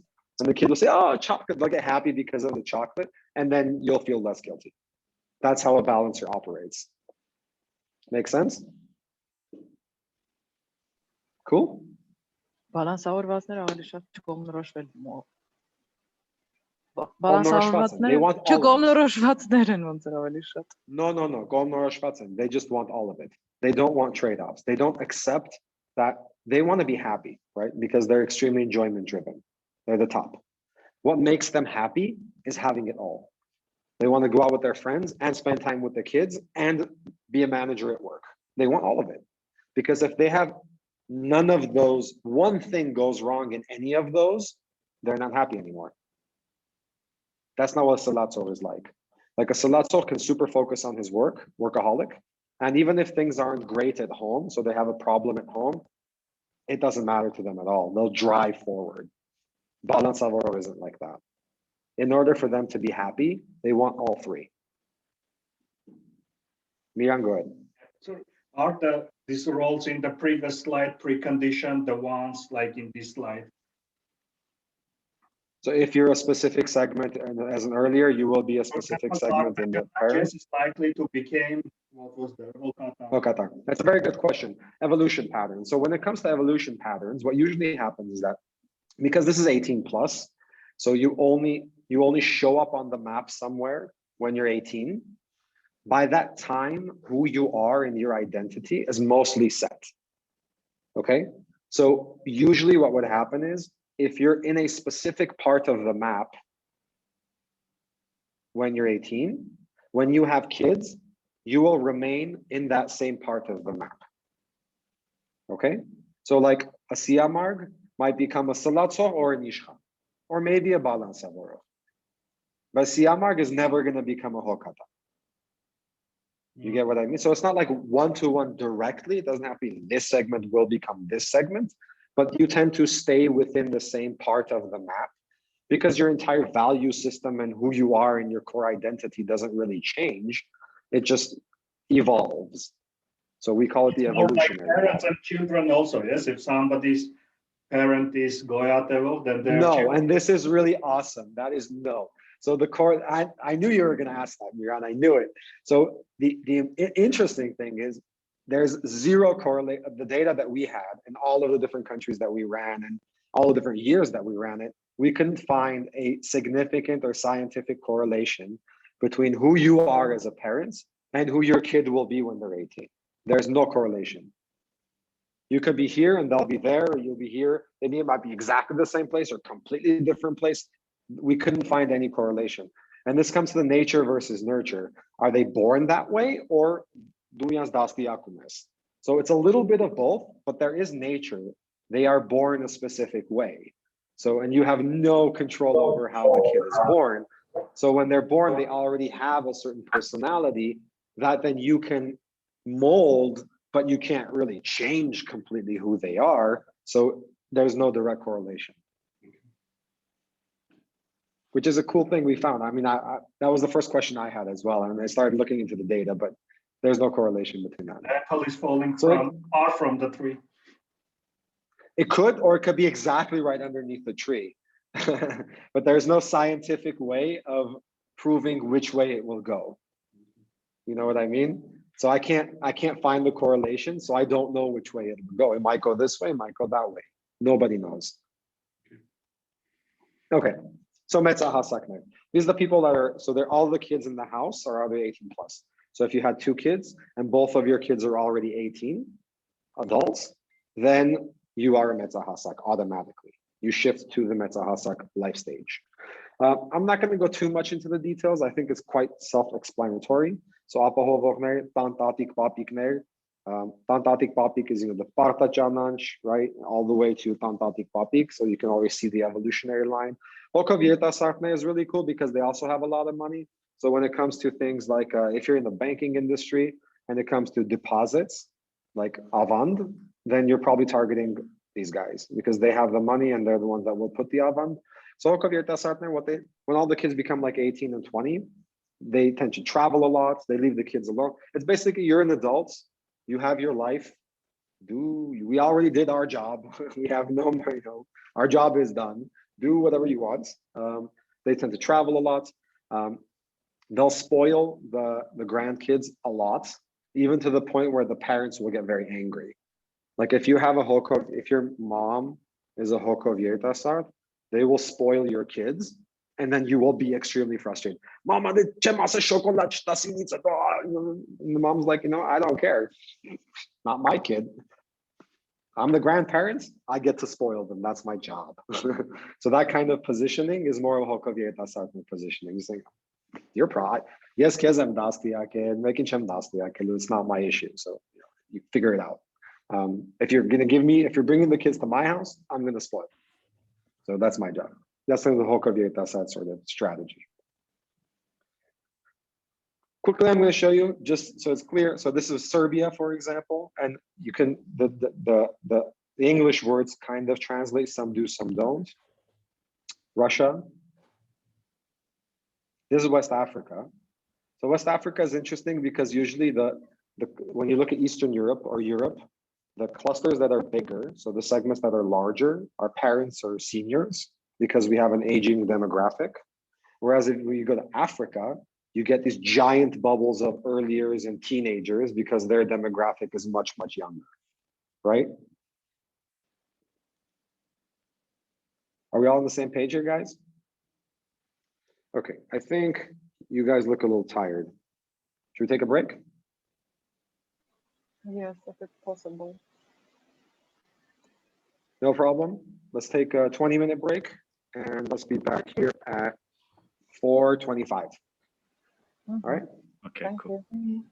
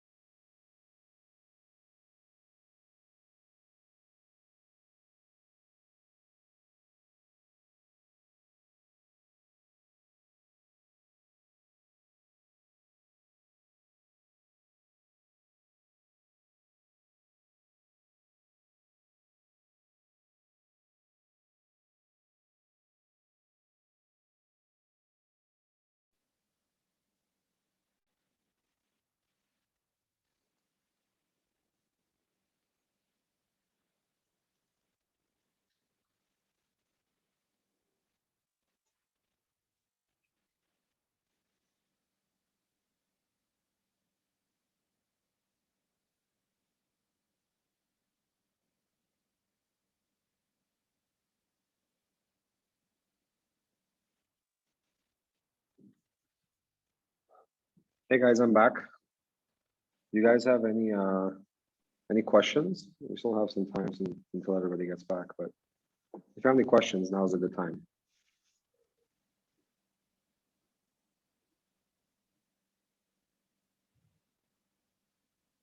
Did you guys find yourself in the segments? You already told where I am. Do you have kids, Armin? No. Then you're a Galaparaki. Okay. I'll stick to that without the vid, of course. You're a Galaparaki without the beard. Beard and the vid. But you are, you're an engineer at heart, so it makes sense. Okay. Yeah, it actually kind of was logical, the explanations. They're human. They're real. And also, I could fit in my mind a lot of my friends in every other category. So. Absolutely. I had a client once, and so one of the brand managers was a girl, and she found herself in the segment, and she also found her boyfriend in one of the segments. And we were going into the details of the insights and what they think and what their motivations are, etc. What she like throughout the project, she actually came and said, we broke up with my boyfriend, but using your segmentation, we were able to reconcile, and they actually got married because she said, now I understand why he does what he does, and I don't blame him for it anymore because I understand that it's part of who he is. It's his identity. And so that created she said she actually explained to her boyfriend the segmentation and then explained to him his segment and her segment. So now it's just easier for them to communicate because it's, I know I'm a balancer. I tend to be a little bit more like Salatov in my life, but I'm a balancer at heart. My wife is a Katar Lagotzvo. So we know that she's this and I'm that, and I know why I do what I do, and then she knows why she does. So it just becomes easier to have dialogue and communication because the motivations are clear. I mean, right. Ultimately, so now imagine using this, which is what's going to be the next step now because I'm showing targeting, but imagine knowing if you choose any one of those targets, any one of those segments, we can have a discussion about that segment for weeks because you can go deeper and deeper and deeper and deeper into their psychology. And when you go into targeting and when you go into marketing and you want to make money, then those segments become so crucial because if you know them better than they know themselves, really. And that it creates a situation where your marketing campaign is so narrow, so focused, and it's almost like a sniper shot where you're just hitting the exact points. And then these segments get super excited and you create this area where you have brand ambassadors and they don't just like you or like the product, they love you. They fall in love with your brand. And that creates a situation where they're also pushing your brand forward. And you just make a ton of money. So, I mean, you really do have to know your segments this well in the 21st century. If you don't, you're not using the potential, the full potential of digital, especially in the digital world. There's so much information and data that if you're not using all of it, then you're going to lose because your competitor is going to use all of it at some point. Is it normal when you are confused to find your segment where you are? It's very normal because there's two things that happen. Number one, you don't want to find your segment because if you do, then you accept that you are in this square, and people don't like to be put in squares. People tend to think that they're unique. So people don't like to be put in boxes. So that's number one. And the second thing is that in different areas of your life, you might make decisions based on different aspects. Like I am a balancer, no doubt. But when it comes to my child's education, so where they go to kindergarten, for example, I follow whatever the Qatar Lagortsville does. because they have researched, they know it, they're detailed, they know exactly what has been researched. They know this is good, this is bad, this is good. They've read all the references. Balancers don't have time for that, and they don't do that stuff. We're more the fun sort of, parent. So when it comes to things like education, whatever the Qatar Lagoswov says is what's going to happen. And you tend to think more like a Qatar Lagoswov.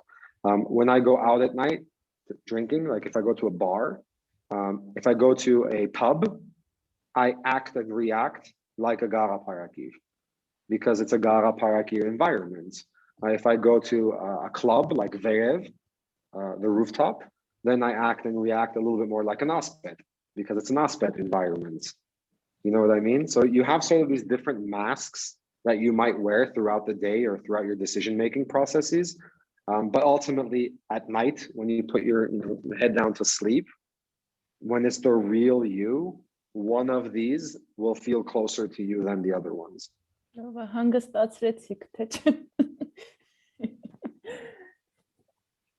Sorry, can I ask a question? Sure. You told that you can ask information from, for example, supermarkets when they're scanning. Is it legal to do that, or you're doing just internally? Once again? When you're asking information, when you buy something and they're scan and this information, this data, in order to ask this data, is it legal to do that, or? That's a good question. Scanner data. First of all, it's legal completely. Whatever we do is legal, obviously. But more importantly, hello? Yes, hello? We can hear you. Got your voice. Yeah. Okay, all right, got you back. So more importantly, the key here is that when it comes to scanner data, you wouldn't be the one going to the different supermarkets, because that's the job of a data aggregator, like Nielsen, for example, as a company. So what they do is they are data aggregators. They'll go and buy all of the data from all of the supermarkets and all of the Horeca chains. They'll consolidate it, and then they'll sell it to you. So ultimately, there's two things that are happening, which is important. Number one, you're not going to do it individually because that won't work. And secondly, what you're getting is what they're sending to you is statistics. So like, I don't know that it's Nelly that bought this stuff. There's no individual identity involved.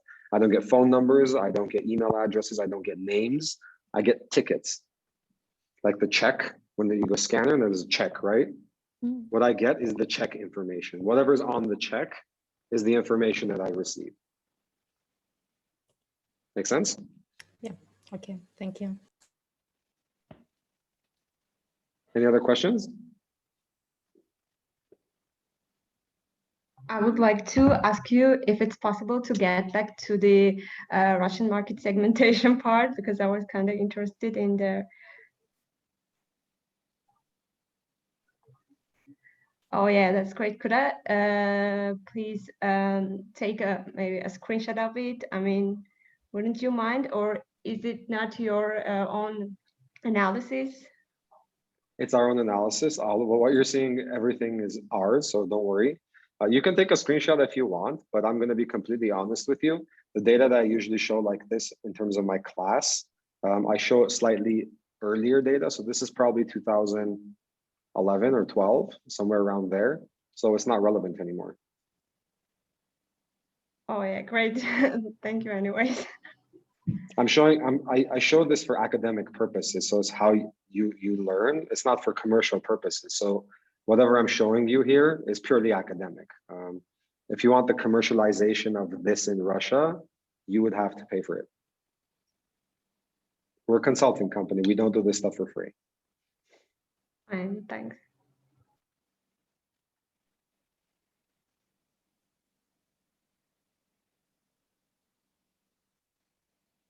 Okay, 4:30. I think we can move on. So the next step in the process usually is,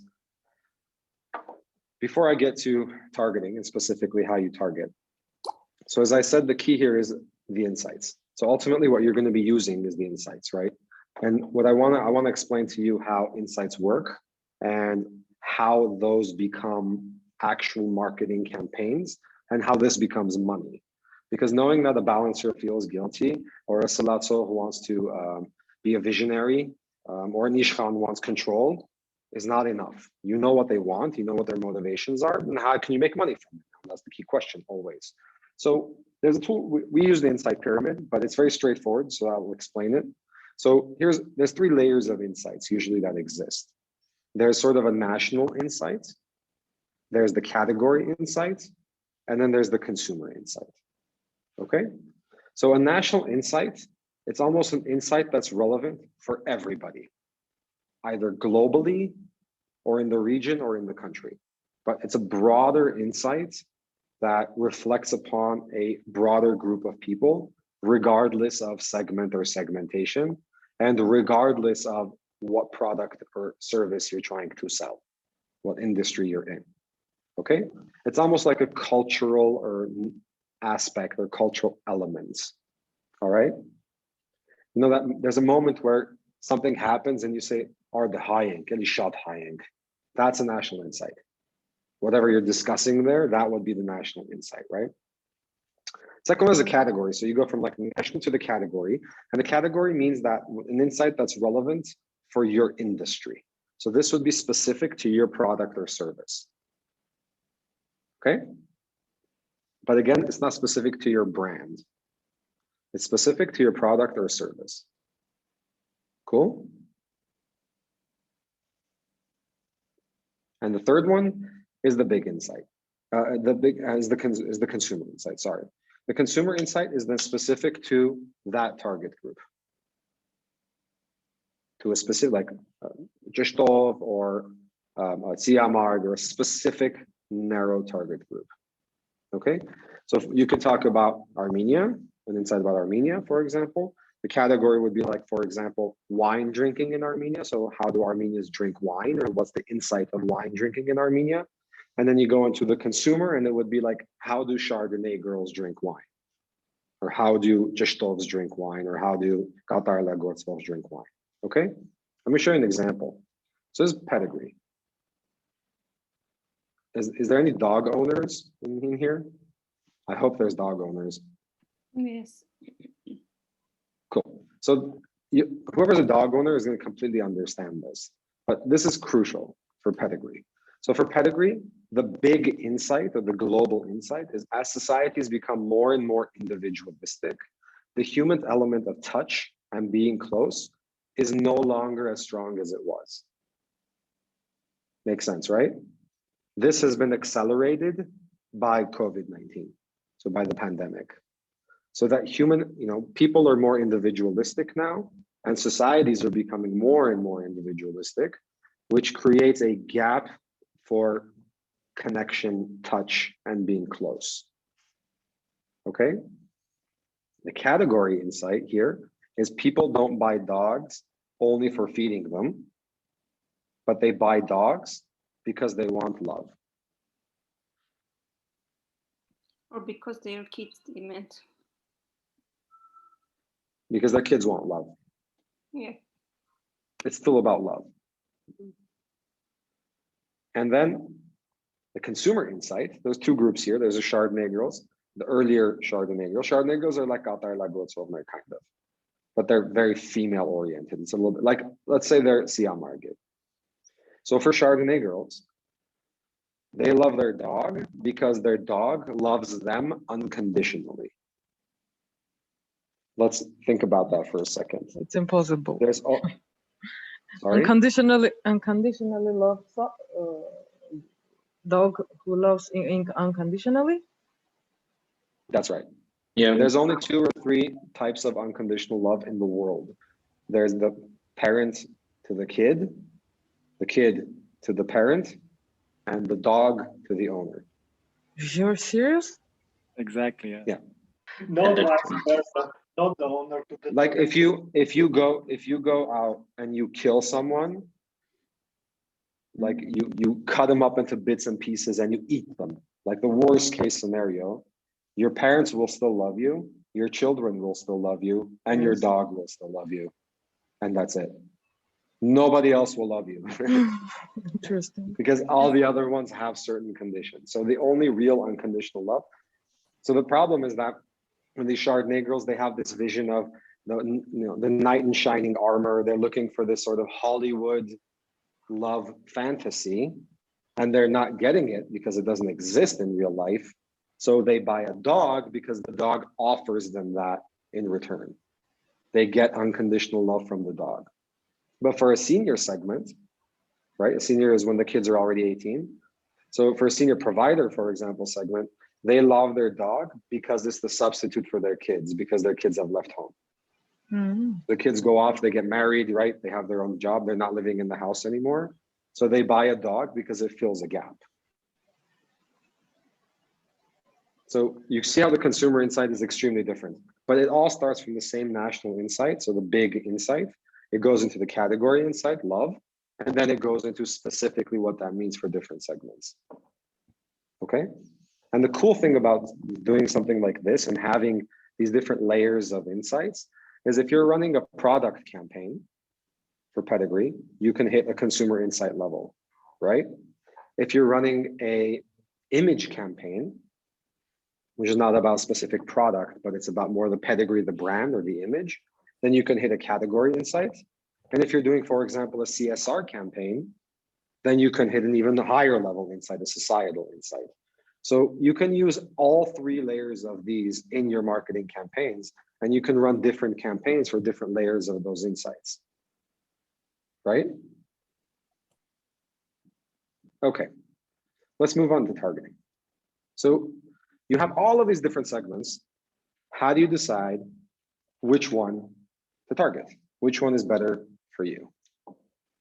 Which one your brand or product or service should target? Well, the methodology that we tend to use is a business-based methodology. Marketing is about selling more stuff to more people, more often, for more money, more efficiently. We remember that from the first class. So we want to spend, more money, more often, more efficiently, more money. So ultimately, it comes down to money. We're not doing this as a charity. We're not doing this because we're good people. We're doing this because we're marketeers, and marketeers need to make money for their company. So generating revenue and generating profits. So when it comes to generating revenue and profit, how it's run is based on the business objectives. What does business objectives mean? And this is really cool because this is where it goes back and it connects into your success dashboard. If you remember your success dashboard, you have specific consumer-centric metrics that you're running in order to build your revenue and your business model. So this is how much money I want to make. This is how many people are going to buy this frequently. This is the check size, whatever your business model is, right? So what you would do is you would run your targeting based on the same parameters, okay? So let's look at, for example, penetration or check size or frequency. So there's a segment that might be good for check size. There's another segment that might be good for penetration. There's a completely different segment that might be good for frequency. So not all segments are going to hit all of your different business objectives, right? Good example. Let's say you're Domus. So you're selling furniture in Armenia. You're Domus, the big furniture store. You're saying, all right, so what would be my success dashboard? Probably look a lot like IKEA. So it'd be things like visitors, how many people walked in, conversion, out of all the people who walked in, how many actually bought something, check size, so how much are they spending, and frequency, how often do they walk into Domus. And if you do those four parameters multiplied by each other, you'll get your total revenue number. So if it's those two parameters, look at it this way. So if you look at, for example, a Gara Paraki. A Gara Paraki, most likely, they're probably good for frequency. They'll come often. They might be good for visitors because they'll come, but they're probably not good for check size because they're rational-based consumers. They'll budget. Can I afford it now? Do I want to spend this much money now? So these are the things that they'll think. So they're not really good for check size. They're not spontaneous buyers. If you look at Salatzovnai don't have time to go to Domus. They don't have time. They're just, they're workaholics, so they want to work a lot. So they might go once a year when necessary. But when they go, they'll buy the most expensive product. So they're great for check size, but they're horrible for frequency, right? So different segments are going to be good for different areas of your total dashboard, of your business objectives. So again, this is where the segmentation the targeting, and the money start connecting with each other. Because all of the awesome things that I said an hour ago in the first session about the psychology and understanding them, you need to do that. But ultimately, you have to connect all of that to money, because marketing is about making money, period. Okay? So how would that look like? Here's just a quick example. So we wrote company X because of confidentiality reasons, but for this specific brand and product, purchase intent, so shares are number 1, balancers are number 2, incrementalists are number 3. I'm just showing you the top 3 segments, but they're ranked across all 20 segments. So you get 1, 2, 3, all the way down to 20. So when it comes to purchase intent, shares are number 1, balancers are number 2, incrementalists number 3. When it comes to penetration, it'll be balancer shares, then incrementalists. Frequency of shares, then fulfillers, then balancers. Check size is balancers, incrementalists, then fulfillers. Make sense? So I'm only showing you the top 3, but all of the segments are ranked. Cool? So if you look at what happens, which is really interesting, is that balancers are in the top 3 in all of my business category, in all of my business objectives. So balancers in this scenario for this brand would be my recommendation to be the target group. Any questions until this point?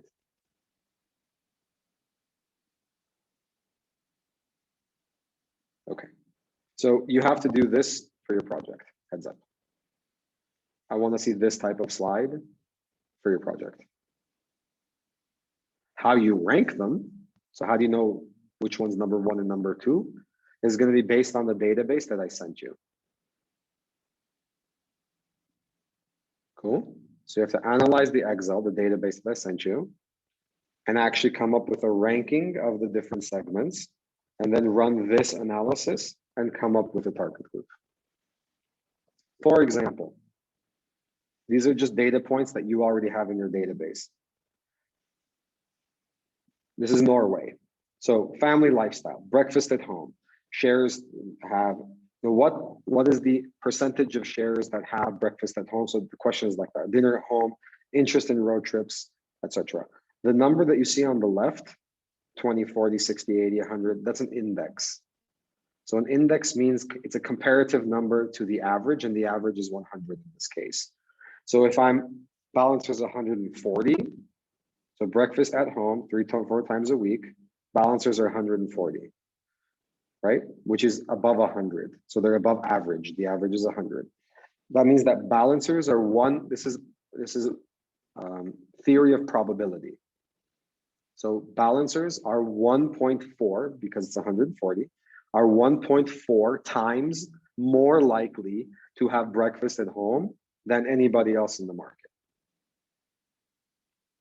Okay, so they are higher. Same goes for company providers and passive wannabes. The rest are below. Look at shares. Shares are 40, about 50, which means they're half as likely to have breakfast at home versus anybody else in the market. Okay, or willingness to pay for eco-friendly products, for example, or lower their living standard to reduce environmental impact. Okay. Or, and this is West Africa, top aspirational segments for expansion into new categories, brand count. What brand count means is that we're looking for example, one of the parameters that you have in banking industry. Banking industry is a great example, because in banking industry, one of the parameters that you have on your dashboard is products per customer, which is basically your number to measure cross-sell and upsell. So are you able to cross-sell? You bring them in with a credit card, you sell them a deposit, or sell them a loan. You bring them with a loan, you sell them with a card. So it's products per customer. If you want to track products per customer, it's part of your dashboard. So you would do something like this. So if you look at it in this scenario, 60%, almost 60% of the stars, and this is Africa, almost 60% of them use more than one brand. Okay, whereas Authentics, Lionesses, and Good Boys, the bottom 3, they're extremely loyal. So only 3 or 4% of them use more than one brand in that specific category. And I think this is dairy products. So this is dairy. Early bird, top left corner, early bird. Early bird basically means early adopters. Who are most likely to be early adopters? If early adopter is a key metric that you're tracking, then how you would do it is like this. And again, when it comes to early adoption, for example, if you look at the databases that I sent you, you have all these different questions. So you have a question that says, whatever. If you answer yes to that question, are you more likely to be an early adopter? So you take early adopter as the factor, and then you look at all of the different questions that are asked, and which one of them relate to being an early adopter, and you take those answers and then you bunch them together, and you get a ranking. Okay? Velocity, etc. Questions until this point? Cool. So one of the factors that's extremely important, if not the most important, you call them opinion leaders, we call them bell cows. So one of the factors that you must take into account, and again, this you have to do for your project. So after you analyze and you run your numbers for the business objectives, you might get 2 or 3 or 4 segments. It's not necessary that you're going to get lucky and just get one segment across the board. You might get 2 or 3 segments that fall within the first 3 or first 5, for example, and you can't decide which one to target out of the 3. Well, how do you decide? Well, whichever one's more influential. Whichever target group will have more influence across a broader population. We call them bell cows. Does anybody know what a bell cow is?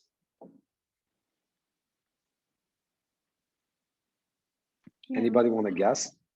Go ahead. Probably the cow that the other cows follow. Maybe it's a bull. All the calves follow the bull or something. I don't know. It has a bell on them. It doesn't have to be a bull. It could be a cow. But we call them a bell cow because they have a bell on their neck. And how that was created, how it runs is the following. Imagine you're taking out, you're in the village, you're a villager, and you're taking out your cows out to pasture to eat, right? To graze grass. So there's a bunch of cows, like you have 100 cows. Now, what you're doing there is you have to decide.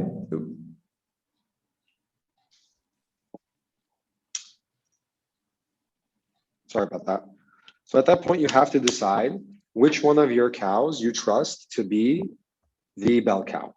So you have to hang your bell on one of the cows.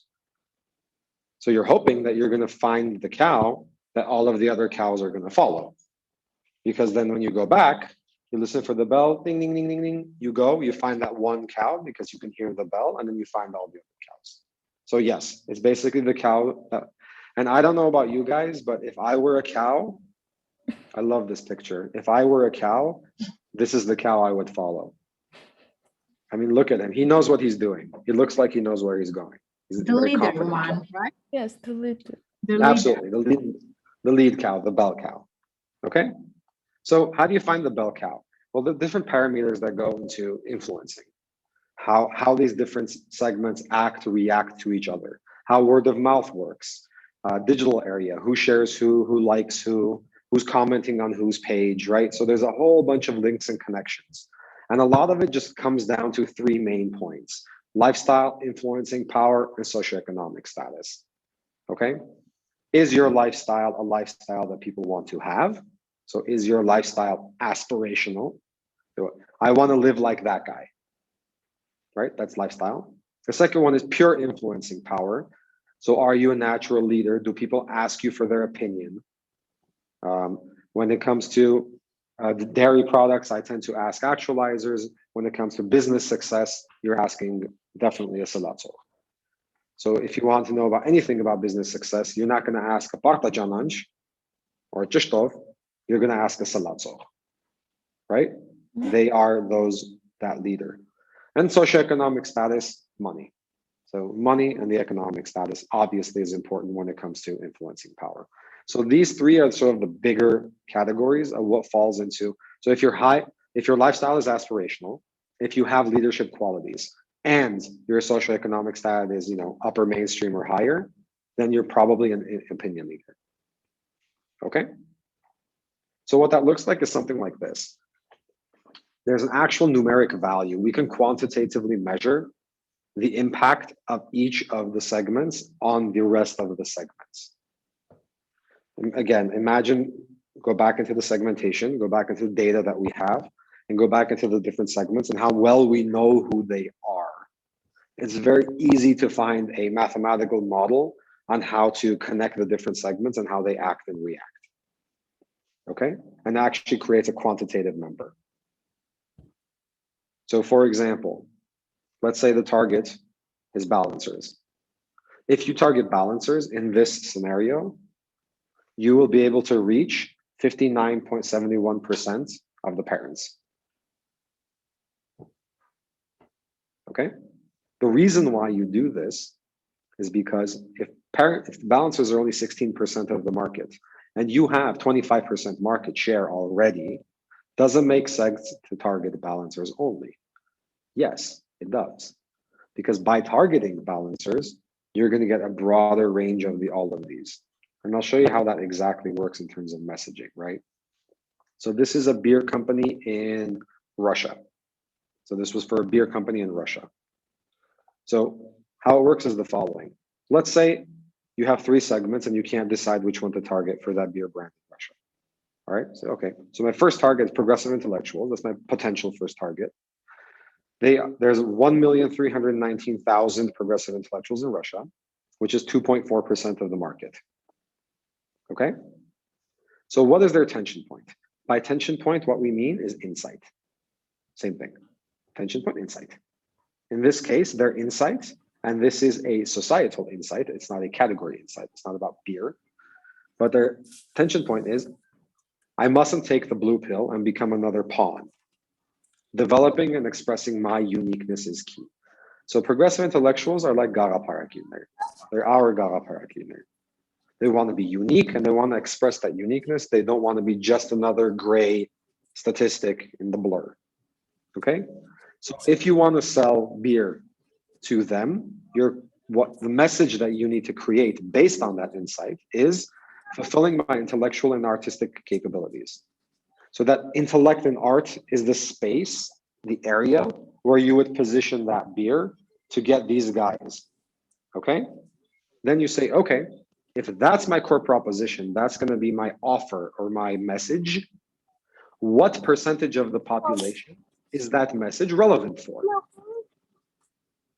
Okay? That message is relevant for 14,282,000 people in Russia.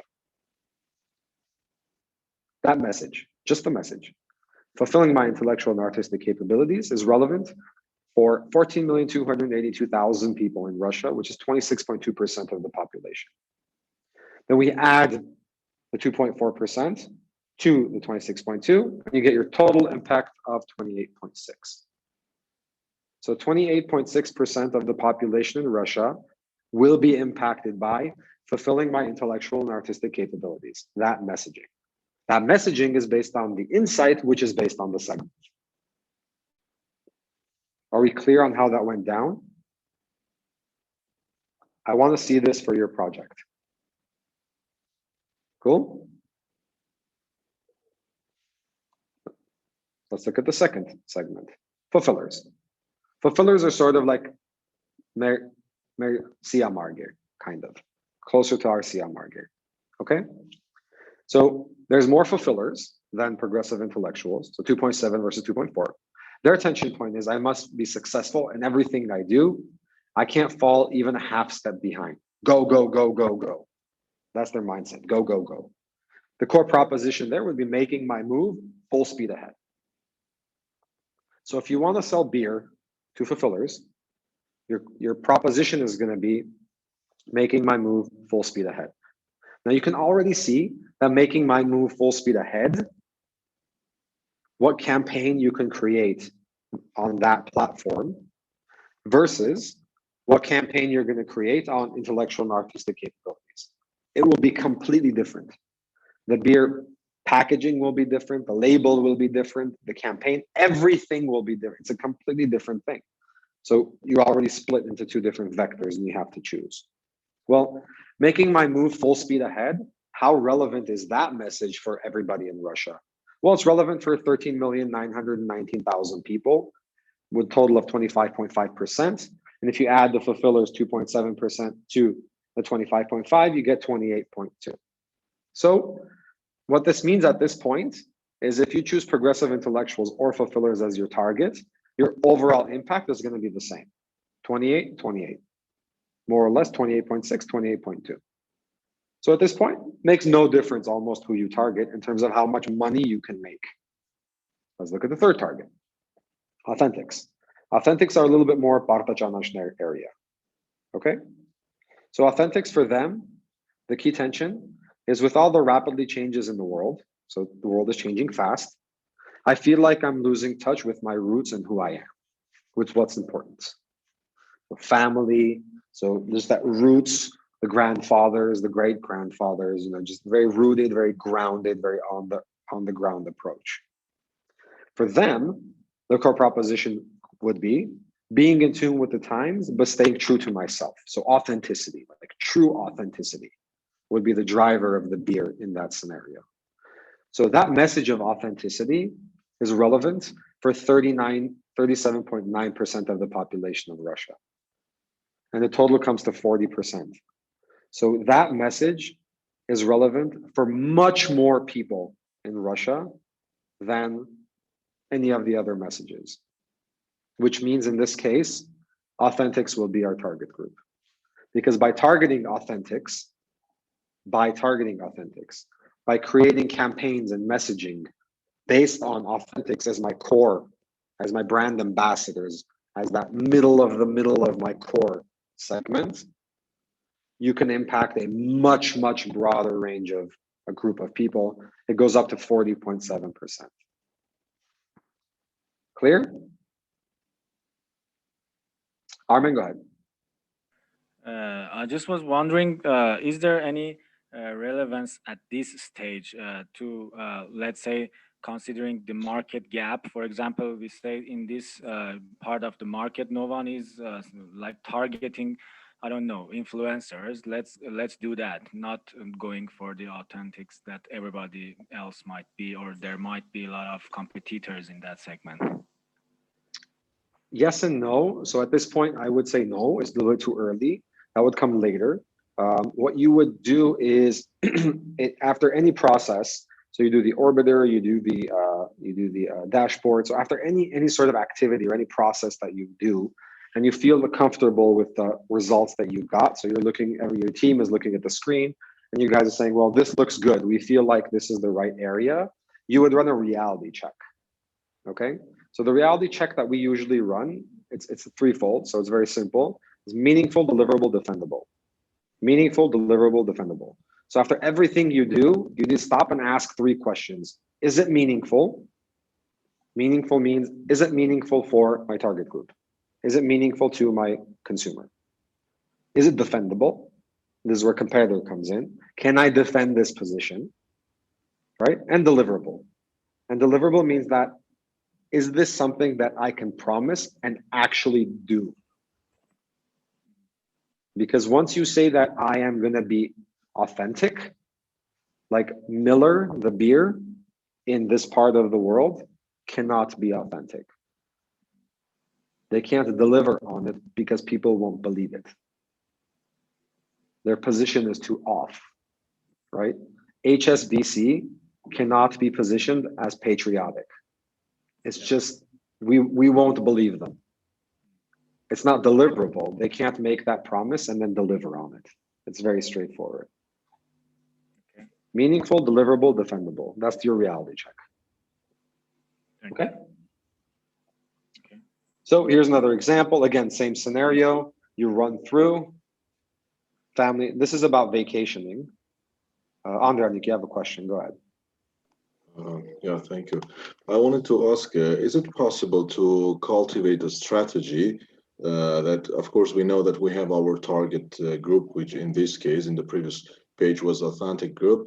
So just specifically managing somehow so that we can underline, we can put some words or advertisements that we can also target, even with small little quantity, the other target groups. Is it possible that in this case we will have a negative impact? You weren't listening at all. You didn't understand this slide whatsoever.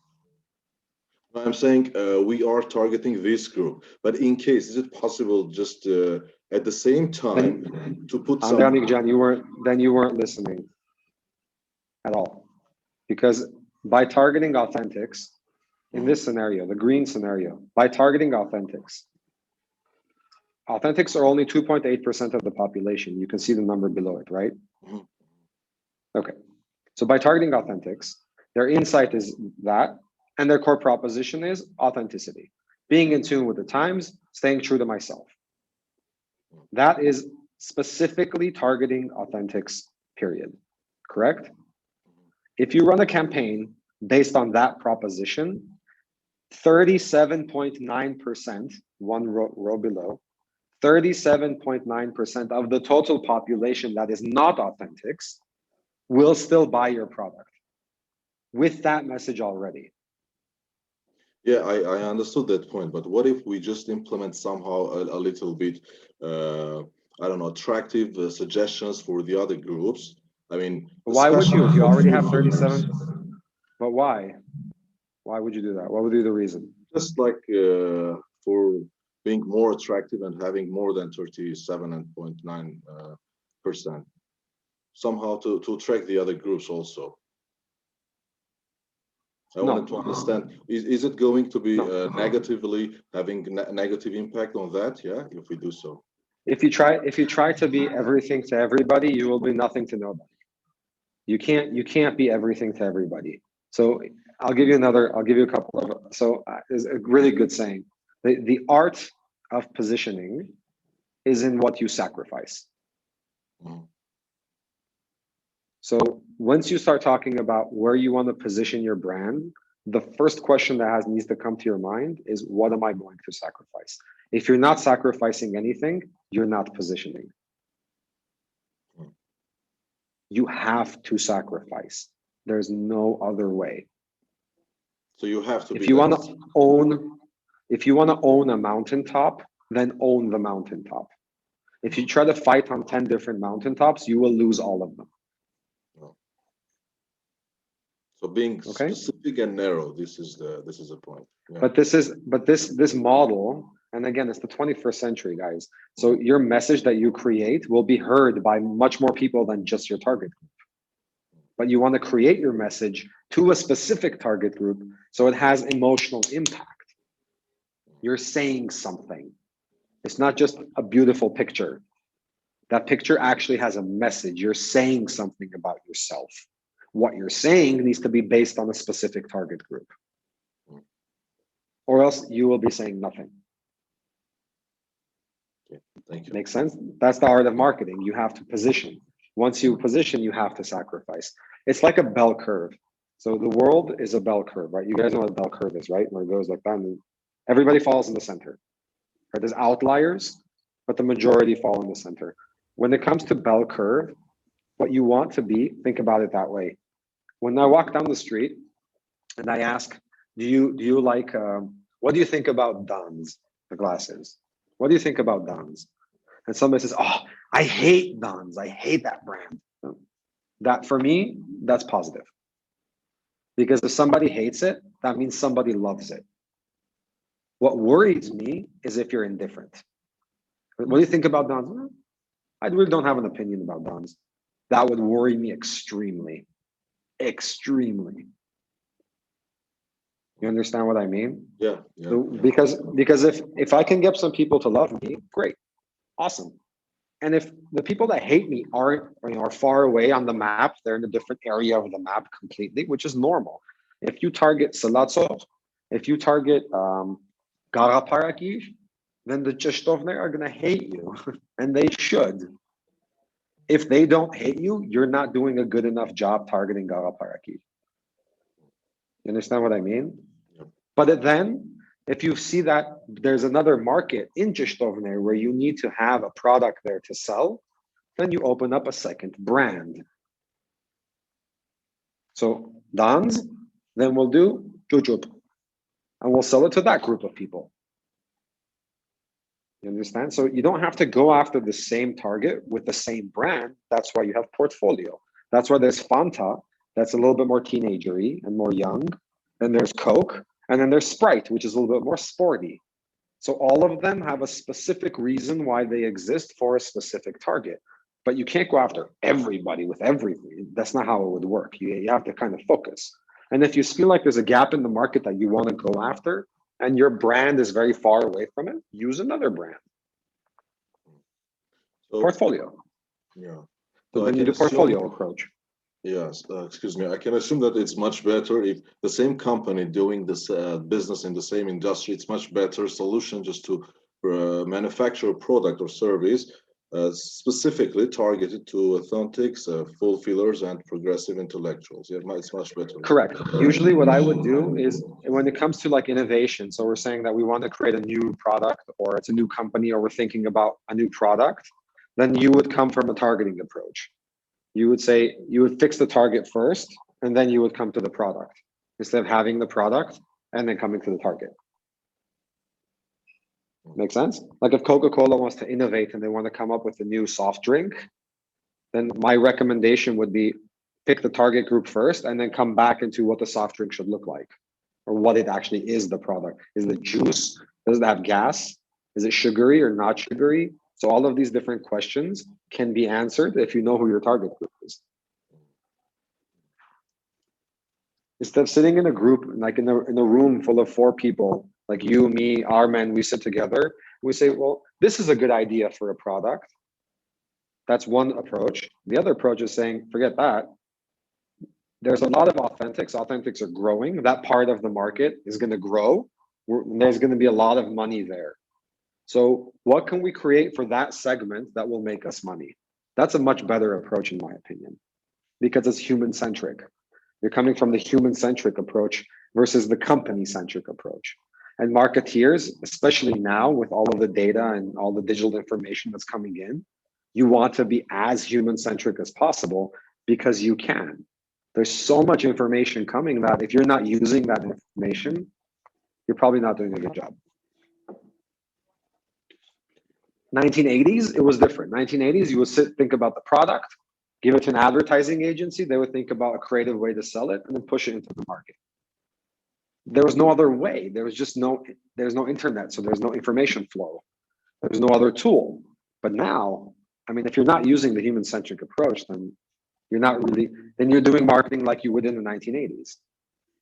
You're using the same tool set that you would in the 1980s, which kind of doesn't make sense anymore. Right? Thank you.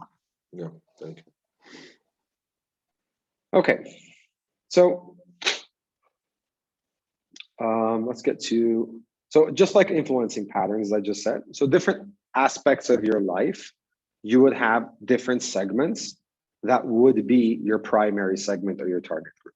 So if you're talking about success, for example, if you want to ask somebody about success, you talk to a fulfiller.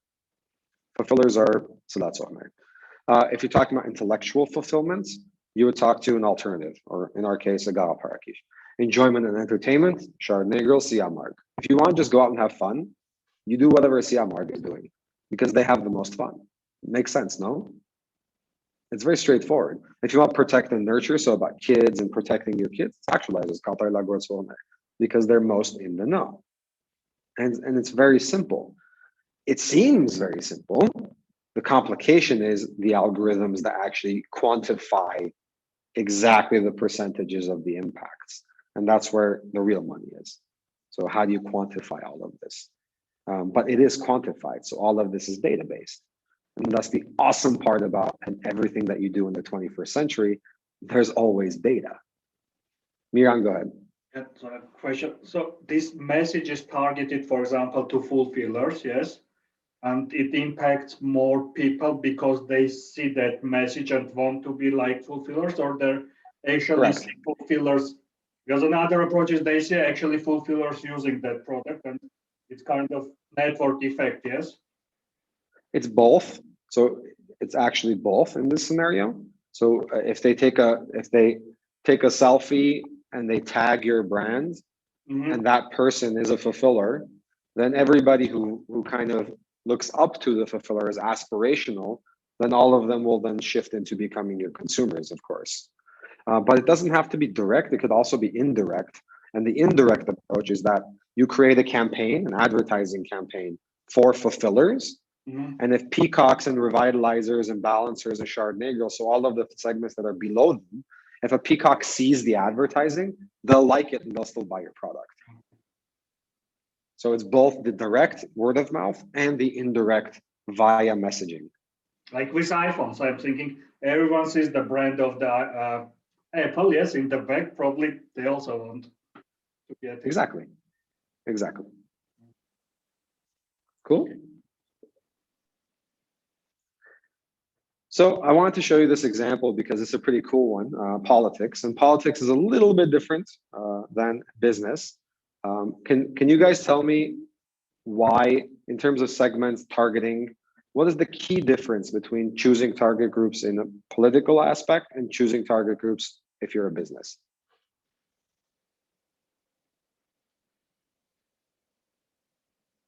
So what's the difference between business? Yes, in politics, it's just one vote you need to get from everyone.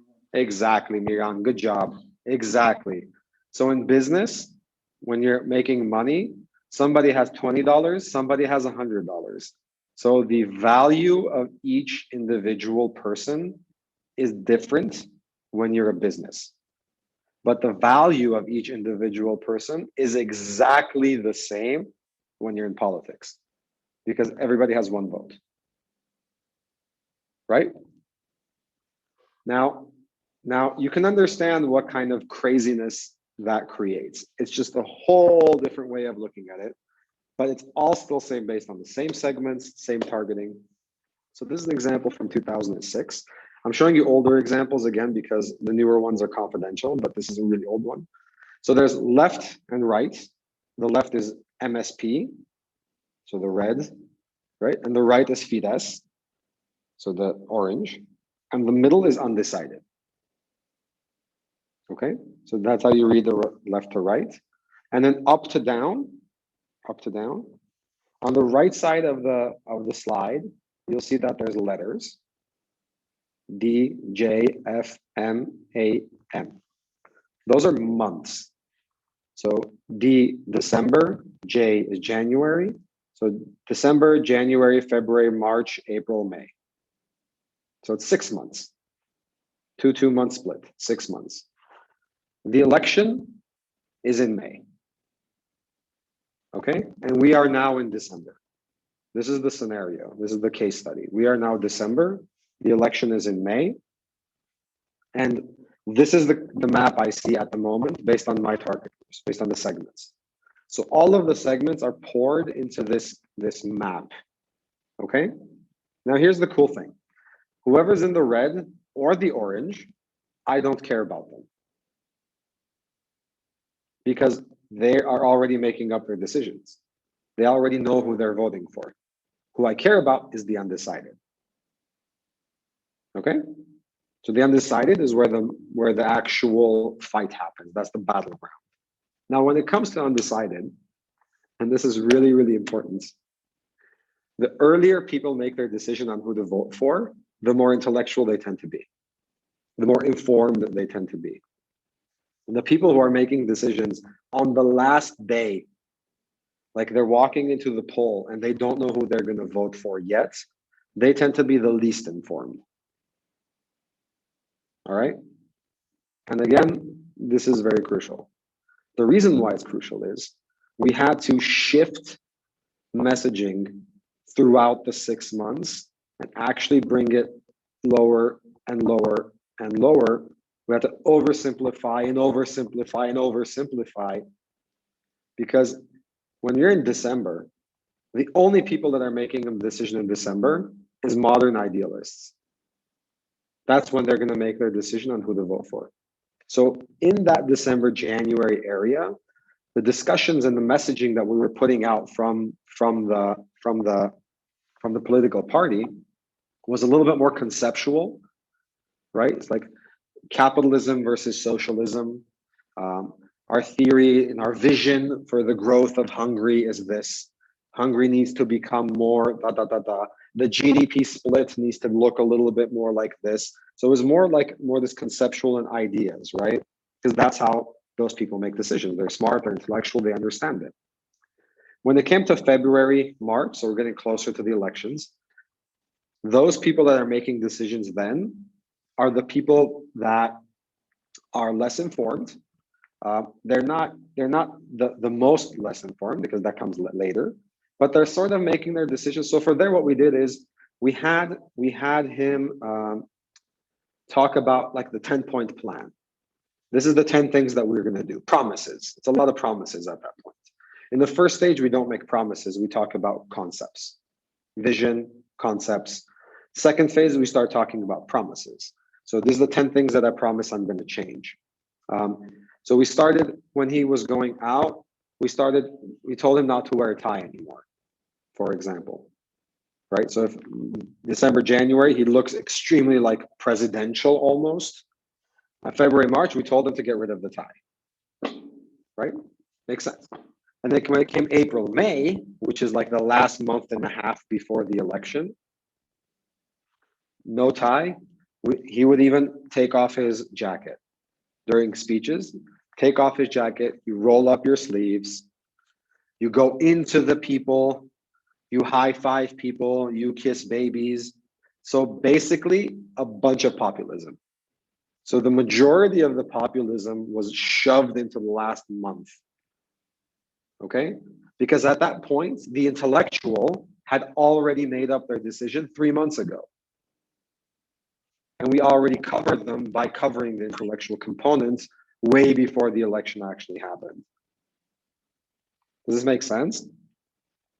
So we were losing by, in December when they came to us, the trend was going down. So they were losing in the polls, and they were down, I think, 2.5%, 3%, more or less. We won by 9%. So there was an 11 percentage point swing in 6 months.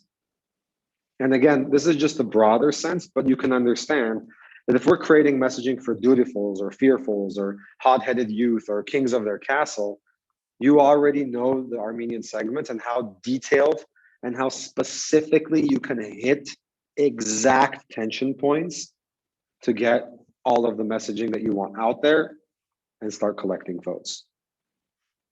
Any questions?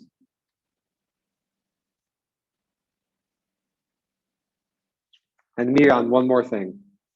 You said the key difference is that in terms of the segments and the people is the money versus the vote. Everybody has equal vote, you're right. But there's also a second crucial difference, that when it comes to businesses, your business is going to work in perpetuity forever. So whatever marketing that you're doing in the business, you're kind of tracking the trend and you're looking at your dashboard to see if it's working or not, right? Whereas in politics, there's a clear day that you know exactly what the result were. You either win or you lose, black or white. The day after election day, you know if you did a good job or not. Numerically, quantifiably, you know exactly how well you did 24 hours after the election. So that's also a key difference. You don't have that strict milestone point in business. Sorry? That can change over time, as now in Armenia, yes? It'll always change over time, but ultimately you want to get elected if you're a political party. So if from a business perspective, it's make more money or sell more stuff to more money more often, right? For a political party point of view, it's get more votes for more people more often, more. It's the same thing, except instead of make money, it's get votes, because your money then just shifts into votes, but your mindset in terms of a marketeer remains the same. Cool. So since we got into this political area a little bit, I want to show you a little bit about the future and a little bit about what all this is going to look like. What's happening in Armenia, what's going to happen in Armenia, what happened to all the other countries, because everything was clear for us. And I'll tell you how it is going to happen. And it's very, very straightforward. So first of all, does everybody know who Wayne Gretzky is? So Wayne Gretzky is like the Michael Jordan of hockey. Okay? So for hockey, he is Michael Jordan. Cool. So they asked Wayne Gretzky, why are you the greatest player of all time? And he answered, other players go to where the puck is. I go to where the puck is going to be. So where's the puck going to be? How do we understand where the puck is going to be? We created this slide 14 years ago. So it says, I love how it says Adler's personality dimension map by 2021. So this year, and we created this 14 years ago. Okay, so what's really, really, really cool in all of this segmentation and all of this mindset shifts and all the understanding, it's very cool, is that every single post-Soviet country, every single one has gone through the same exact pattern, behavioral pattern. The behavioral pattern for all post-Soviet countries is the same. And the reason why I'm comfortable saying this is because we have the databases for all of the different post-Soviet countries across many, many, many, many years. So we can see the actual shifts, and the shifts are identical. We shift in a very similar way. So I'm going to tell you how it shifts. The bottom right corner, so for a moment, imagine the bottom right corner. So the bottom right corner was where the Soviet Union was. Very conservative, but very us-focused, community-focused, right? So socialism, extreme socialism, right? But at the same time, it was very, very conservative. No free speech, no planned economy. So everything was controlled. And it was very simple, guys. Belonging, security, control. Bottom right corner. Belonging, security, control. Those three things exist there. And that's what the Soviet Union was. There was a sense of belonging, absolutely. You had extreme sense of security because you had a job for life, for example. But there was also an element of control, which makes sense. So when the Soviet Union collapsed, everybody, every single post-Soviet Union country, all of them ran to the bottom left. So all of the societies shifted to the bottom left. So the bottom left, me, ins, versten, poch, right? So the bottom left area, and this happened obviously during the Yeltsin area, that's why we call it the Yeltsin shift. So privatization was a key factor, money. So this is where capitalistic market economy was starting to work, just starting to work. And of course, everybody was taking advantage of it as much as possible. So, and that includes Hungary, Poland, Ukraine, Armenia, Cuba, everybody, okay? So just ran to the bottom left, me, big black SUVs, big gold chains. So all of this, and you know, power, so you would show power. There were people with guns in the street, like you'd have a security team with actual weapons in the early 1990s in Armenia, right? So this is where it was. All of them. What happens, and this is really awesome, really, really awesome, is that organically people shift and curve. Curve not to the top left, but they curve to the top right. The top right is where we are going to end up. This is the future. This is where we are going to be. Okay? So why does this happen? And this is really awesome. You say, okay, well, I'm sick of the damn black SU.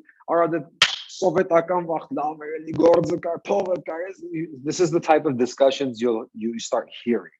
And when people say, well, it was good in the Soviet days, they're not talking about the actual Soviet days. They're talking about what they remember from the Soviet days, which was more the sense of belonging. Us. It wasn't me, it was us. And there was community. That's what they want to go back to. But they don't want to go back to the crappy TV that they had in their house. No internet, no 4G, no iPad. They don't want to go back to the lifestyle that they had. They want to go back to the value system that they had. Friendships are important, valuing your community, valuing the person next to you. This is what they want. But they still want the flat screen TV, They still want the iPad, they still want the 4G, they still want the megabits of internet. Okay? So that is what's missing, is the belonging. So it starts shifting. It starts shifting. It starts shifting because you can see it. You can see it in Armenia as well. It starts shifting because I started shifting in 2004, 5. We already started shifting, and all of the countries started shifting. So the top right, as I said, is the area where we want to be Armenian but modern. We want to be Azgayin, but it's modern. And it seems like all the political parties tend to not factor that in. They tend to polarize into us versus them, which actually makes sense because in terms of votes, that's not where the votes are. That's where the opinion leaders are. That's where your brand should be in terms of marketing. Okay? You want to be Armenian, but modern. Azgain, but modern. So you can see the shift. In the late 1990s, early 2000s, if you wanted to cross the street, it was a suicide mission. Like you had to run and hope that the car won't hit you. Now the cars stop. If you want to cross the street, they stop. That didn't exist, 15 years ago in Armenia. It didn't. You would just run, basically. Big black SUVs with caravans of 4 black SUVs don't exist anymore in Yerevan. They haven't existed for about 10 years now. So they existed in 2005, 2002, late 1990s, right? But they don't exist anymore. So that shows that shift, that modernization. The problem with the modernization is that it tends to get utilized by political parties and they get told like that. So black, white, you're with me or you're against me, that kind of situation, it's normal for the mass. But obviously, when it comes to you guys, you understand that the future is going to be somewhere in the middle. It has to be a modern approach to an Armenian way. And Poland has already curved. Hungary is on the process. So every single post-Soviet country is somewhere on that curve. So some countries are ahead of us, like Hungary, like Poland, like Czech Republic. Some countries are behind us, like Moldova, for example, right? So everybody's somewhere on that curve, but you like it or not, that curve is going to happen. The reason why it's organic is because that's what the mindset of people shift towards. Now, politics if it's organic, why do different countries are in different areas of the curve? Why are some ahead and some below? Politics.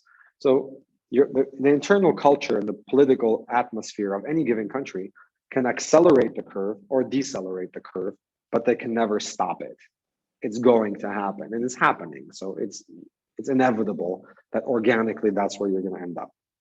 So marketing-wise, when you're positioning your brand, when you say you want to be aspirational, right? You're trying to position an area where you want to always show that you're an industry leader. You're not just talking about your product and selling your product, but you want to talk about the industry, how it's going to evolve and how it's going to grow. When you have these types of discussions, you always want to be a step ahead. And in order to be a step ahead, you need to be a step ahead in this curve, because like it or not, this is the process that's going to happen. And that's what we've seen. And again, I love how it's written 2021 on the map, because it's almost like we knew this was going to happen this year. We knew what was coming this year, 14 years ago. Obviously, it could have been 22, so we were guessing, so we gave it like a longer term. But like it or not, this organic shift happens in every single post-Soviet country. So it's going to happen here, or it's happening here as well. Questions? I would be amazed if nobody has questions for me on this slide.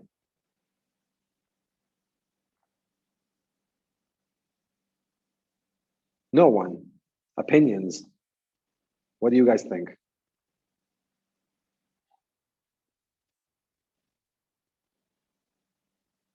Andrei, go ahead. As I understood, you think that this is going to work good. I mean, this is good direction, yeah? All these post-Soviet Union countries are going. I don't have an I mean, opinion it's whether it's good or bad. I'm just telling you that this is happening. yeah, but This is what the do you reality. think? I mean, I had a picture that I thought that maybe you think it's for better, yeah, for these countries Again, I don't think changing if it's better or towards, bad. This is going to happen if you want it or not. because the moment that you mentioned that we don't want back the lifestyle of Soviet times, Correct. Soviet Union times, we want We with the don't. value. Because I think when I like talk to elderly people, I understand that we really had value system at that time. So I think from this Exactly. point of view, that's a good idea. Yeah. Exactly. But we definitely don't want the lifestyle. We want a modern lifestyle. We want the iPad. I want to go to a cafe in Cascade, sit with my iPad, eat a steak, and consider myself to be extremely patriotic and Armenian. And those two can coexist. That's what the top right corner is saying. Because the bottom right doesn't say that. The bottom right says if you're Armenian and you're patriotic, you have to go to Artashimot and eat kebab. You get what I mean? Yeah. But then the other opposite is that then the top left corner, which is the pro-Europe and pro-Western corner, right? The bottom right is the pro-Russia, top left is the pro-West. The top left corner, what they're saying is that, well, if you want it, they're just a lifestyle, no value. And the bottom right is no value, but no lifestyle. And that middle area is, which is where everybody is going to end up, is I don't want that, and I don't want that either. I want to be Armenian. I want to keep my identity as an Armenian, my value system, but I want to eat steak. Why can't those two coexist? Make sense? Yeah. Definitely. And that's, I mean, again, I really, it doesn't matter what I think, that's what's going to happen. Because that's what happened in every single country in the post-Soviet. And to think that we're different is arrogant. Thank you. Yeah, go ahead. You're raising your hand? Yes. Shoot. So the thing is that we can't make a judgment which is bad or good. So is it better to be, I don't know, ճշտվող or բալանսավորող? So all of them are equal. It's just a type. We can't say that something is bad or something is wrong. Why I am asking? Because the names are somehow, you know, it seems like the ճշտվող is the worst It's one. not the ճշտվող.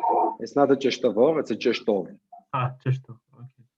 So they all of them are equal. It's just the types, and none of them are bad and none of them are good. So it doesn't matter what masum ենք. Just think is we are going to the top right corner.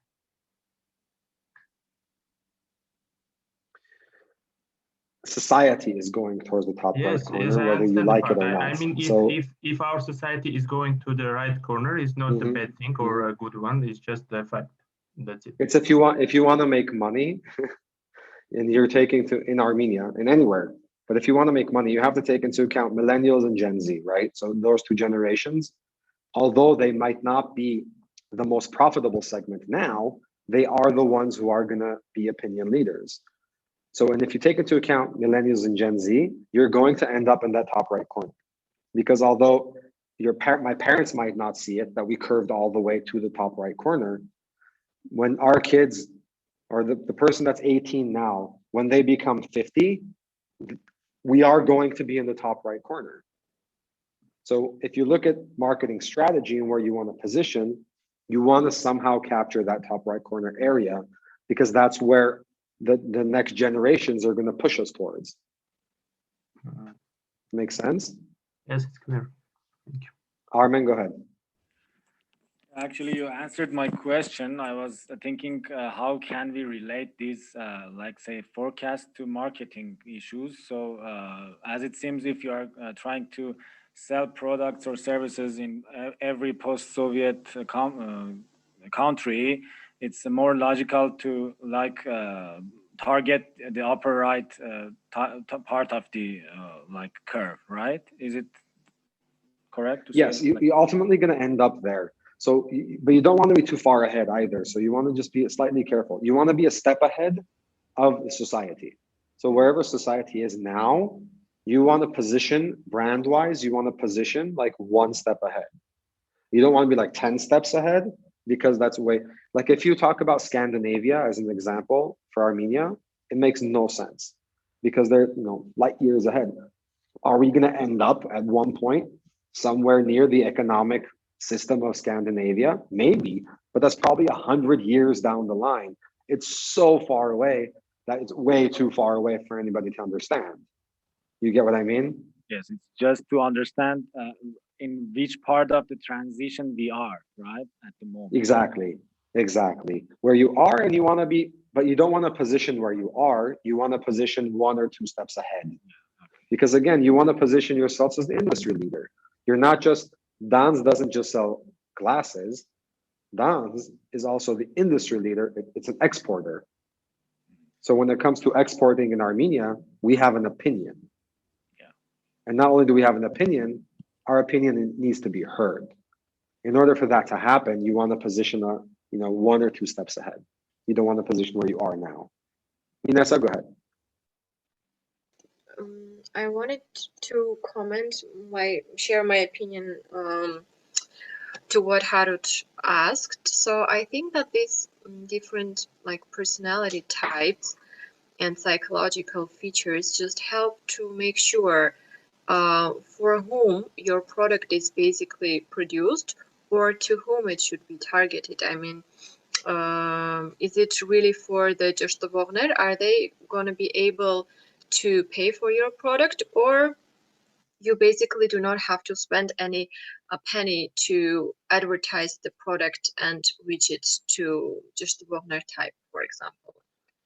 I don't know. If any segment doesn't have enough money to buy your then they won't pass this filter. This is your high value targeting filter. There's check size right there underneath. Jeshtovogner won't pass that check size filter anyway, so they would never be your target if you're too expensive for them. It'll solve itself. If you take your business objectives, how much money do you want to make, what your pricing is, what the check size is, what the frequency is. If you take your business objectives and you filter based on your specifically your products, exactly your brands and your products, business objectives, then you will get your specific target group. It might be just Jeshtovogner. But what about the taste? For example, let's suppose they have the money, enough money, but it's not what they want to have. Let's say they just don't like it. It's not their taste. Then you have then your decision there would be to either go for option 2. So whatever your secondary target is, because again, you have 3 here, as you can see. Balancers is the best one in this scenario, but I can also target shares, right? Because they're not the best. Balancers is the best, but shares are also here. So you take the second best, for example, here, and you say, well, my 40% will become 35% because I'm taking the second best and not the best. Screw that 5%, but then create a second product that specifically and only targets balancers. It's also an option. You get what I mean? But these are things that you need to have a discussion around. But what this will give you is objectively, Jeshtovogner will make you the most money. This is what this is saying. So this model isn't going to tell you specifically if you should change the taste. That's a decision that you need to make as a marketeer. But this model will tell you this is where the most money is. You can make a decision saying, I don't want to go where the most money is. I want to go to the second place where the most money is because that's more comfortable for me. Fine, it's a decision that you're going to make. But you know that you're going for the second most. Yeah. Thank you. Because once you go into the solutions of how you run it, then it becomes specific to product type, where you are, which country. I need much more context to answer that question. You understand what I mean? Because then this is where the most money is. You don't want to go after it. That's fine. Don't go after it. But that's where it is. Objectively, that's where the most money is, regardless if you go after it or not.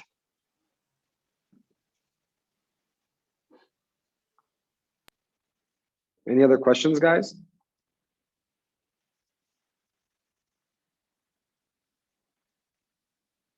Okay. So that's going to be the class for today.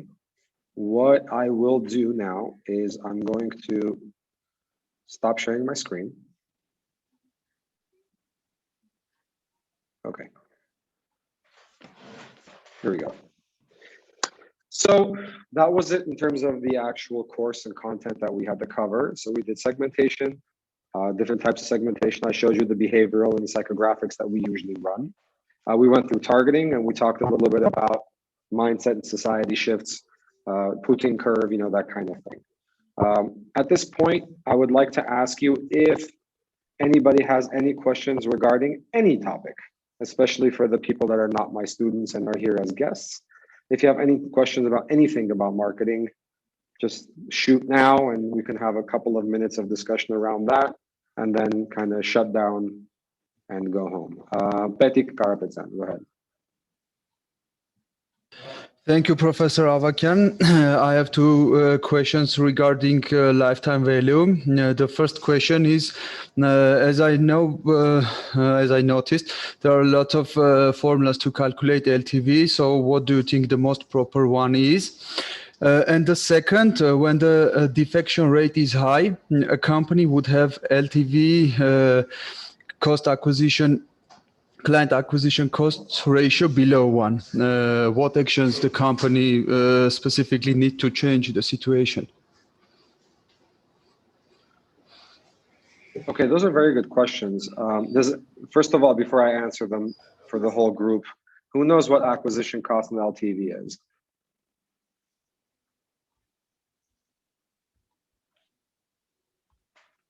Anybody? Is anybody in the startup industry or IT industry?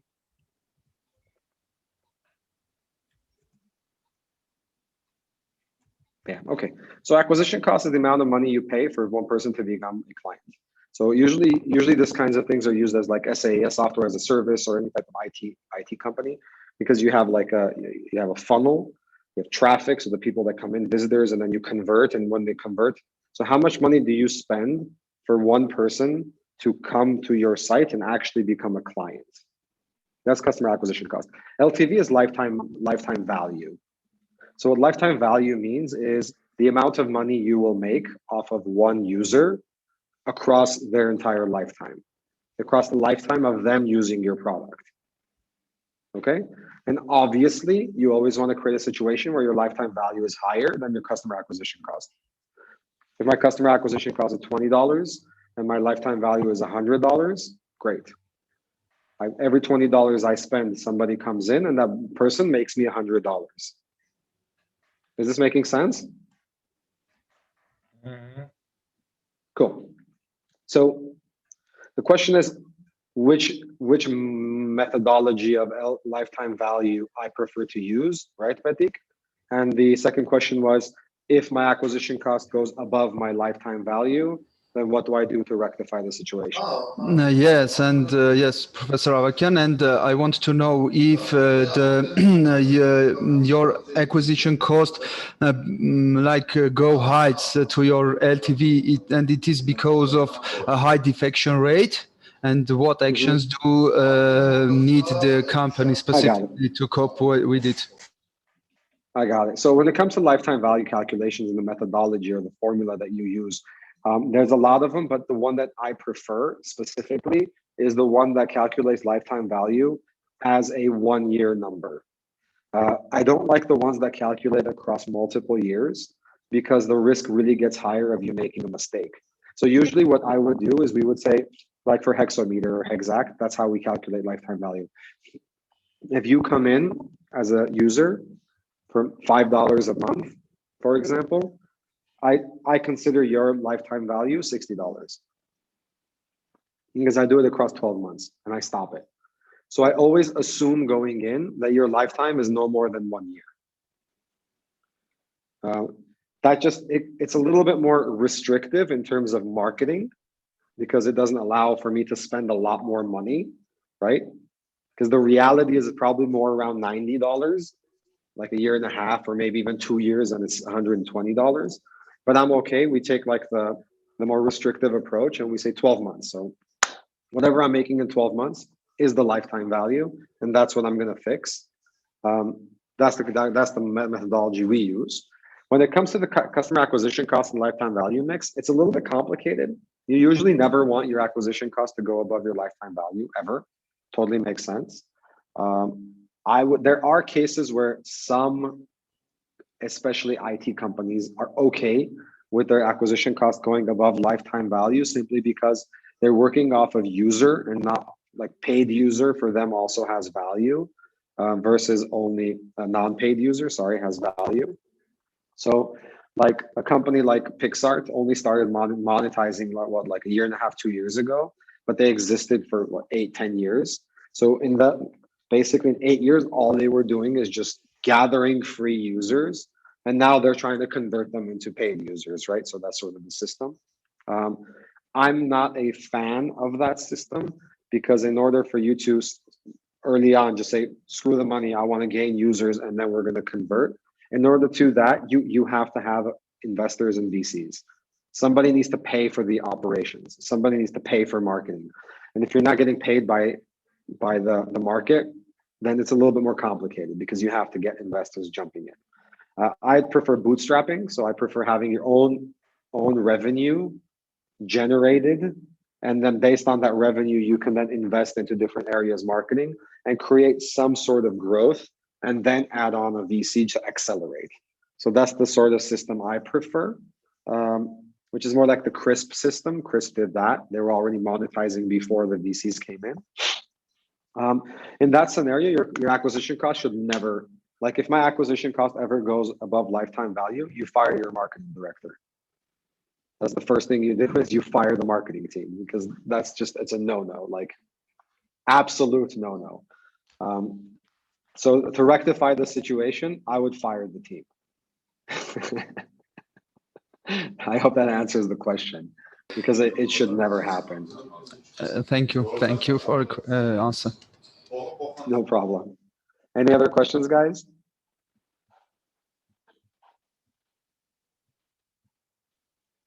Any other questions about anything?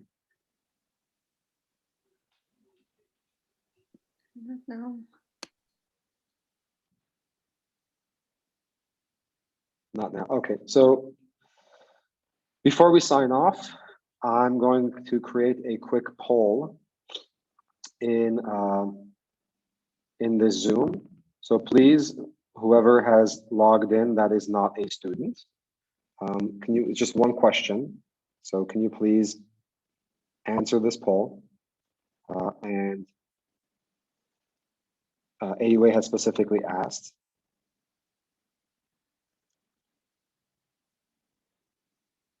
Save. Did it pop up? Do you guys see it? Launch. Not now. There we go. Yeah. You can see it now. Yes. Yes. So please participate in the poll. We want to get some information just for the future. It's only one question. Angela, go ahead. You had a question. Yes, I remembered my question. During the slides, the presentation, you told that you would like to see this strategy or these calculations in our projects. My question is, would you provide us some steps or guideline how to by preparing our slides, our presentation, what should be after which? I mean the guideline for the presentation. It's in the syllabus. It's in the syllabus. I have read the syllabus. I didn't find what now I'm searching. It's 100% it's there. Okay, go for grading. So in the syllabus, look at grading where it says grading. In the grading, there's project, and the project part of the grading, there's I'll go to class 1 slides. It's in the class 1 slides as well. It has the grading of the project. So 15 points for this, 5 points for that, 2 points for this, and it's like bullet point detail. Just follow that. Okay, thank you. I will look.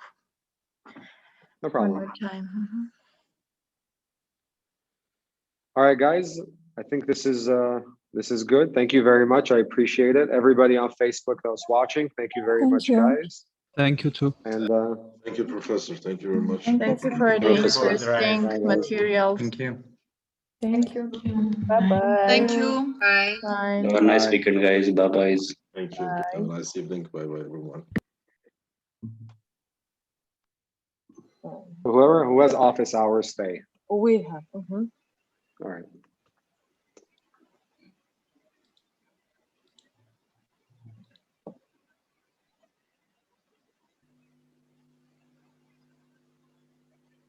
Why took the Ruzinek office already? Yeah. There's too many people. Who's in your group? Isn't actually. Yeah. There's 8 of you. How many people are in your group? 5. 5. So who isn't in your group? Anna, Aida are not with us. Begijani? Ayane also. One by one, guys. Tigran, He's not from is our Tigran in your group? Oh, no. No. No. Okay, in that case, remove.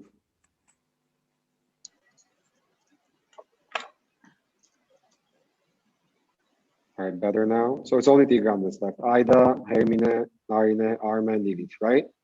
Aida, Aida and Tigran are not in our group. Aida, Aida, Tigran, you guys, they're not even here.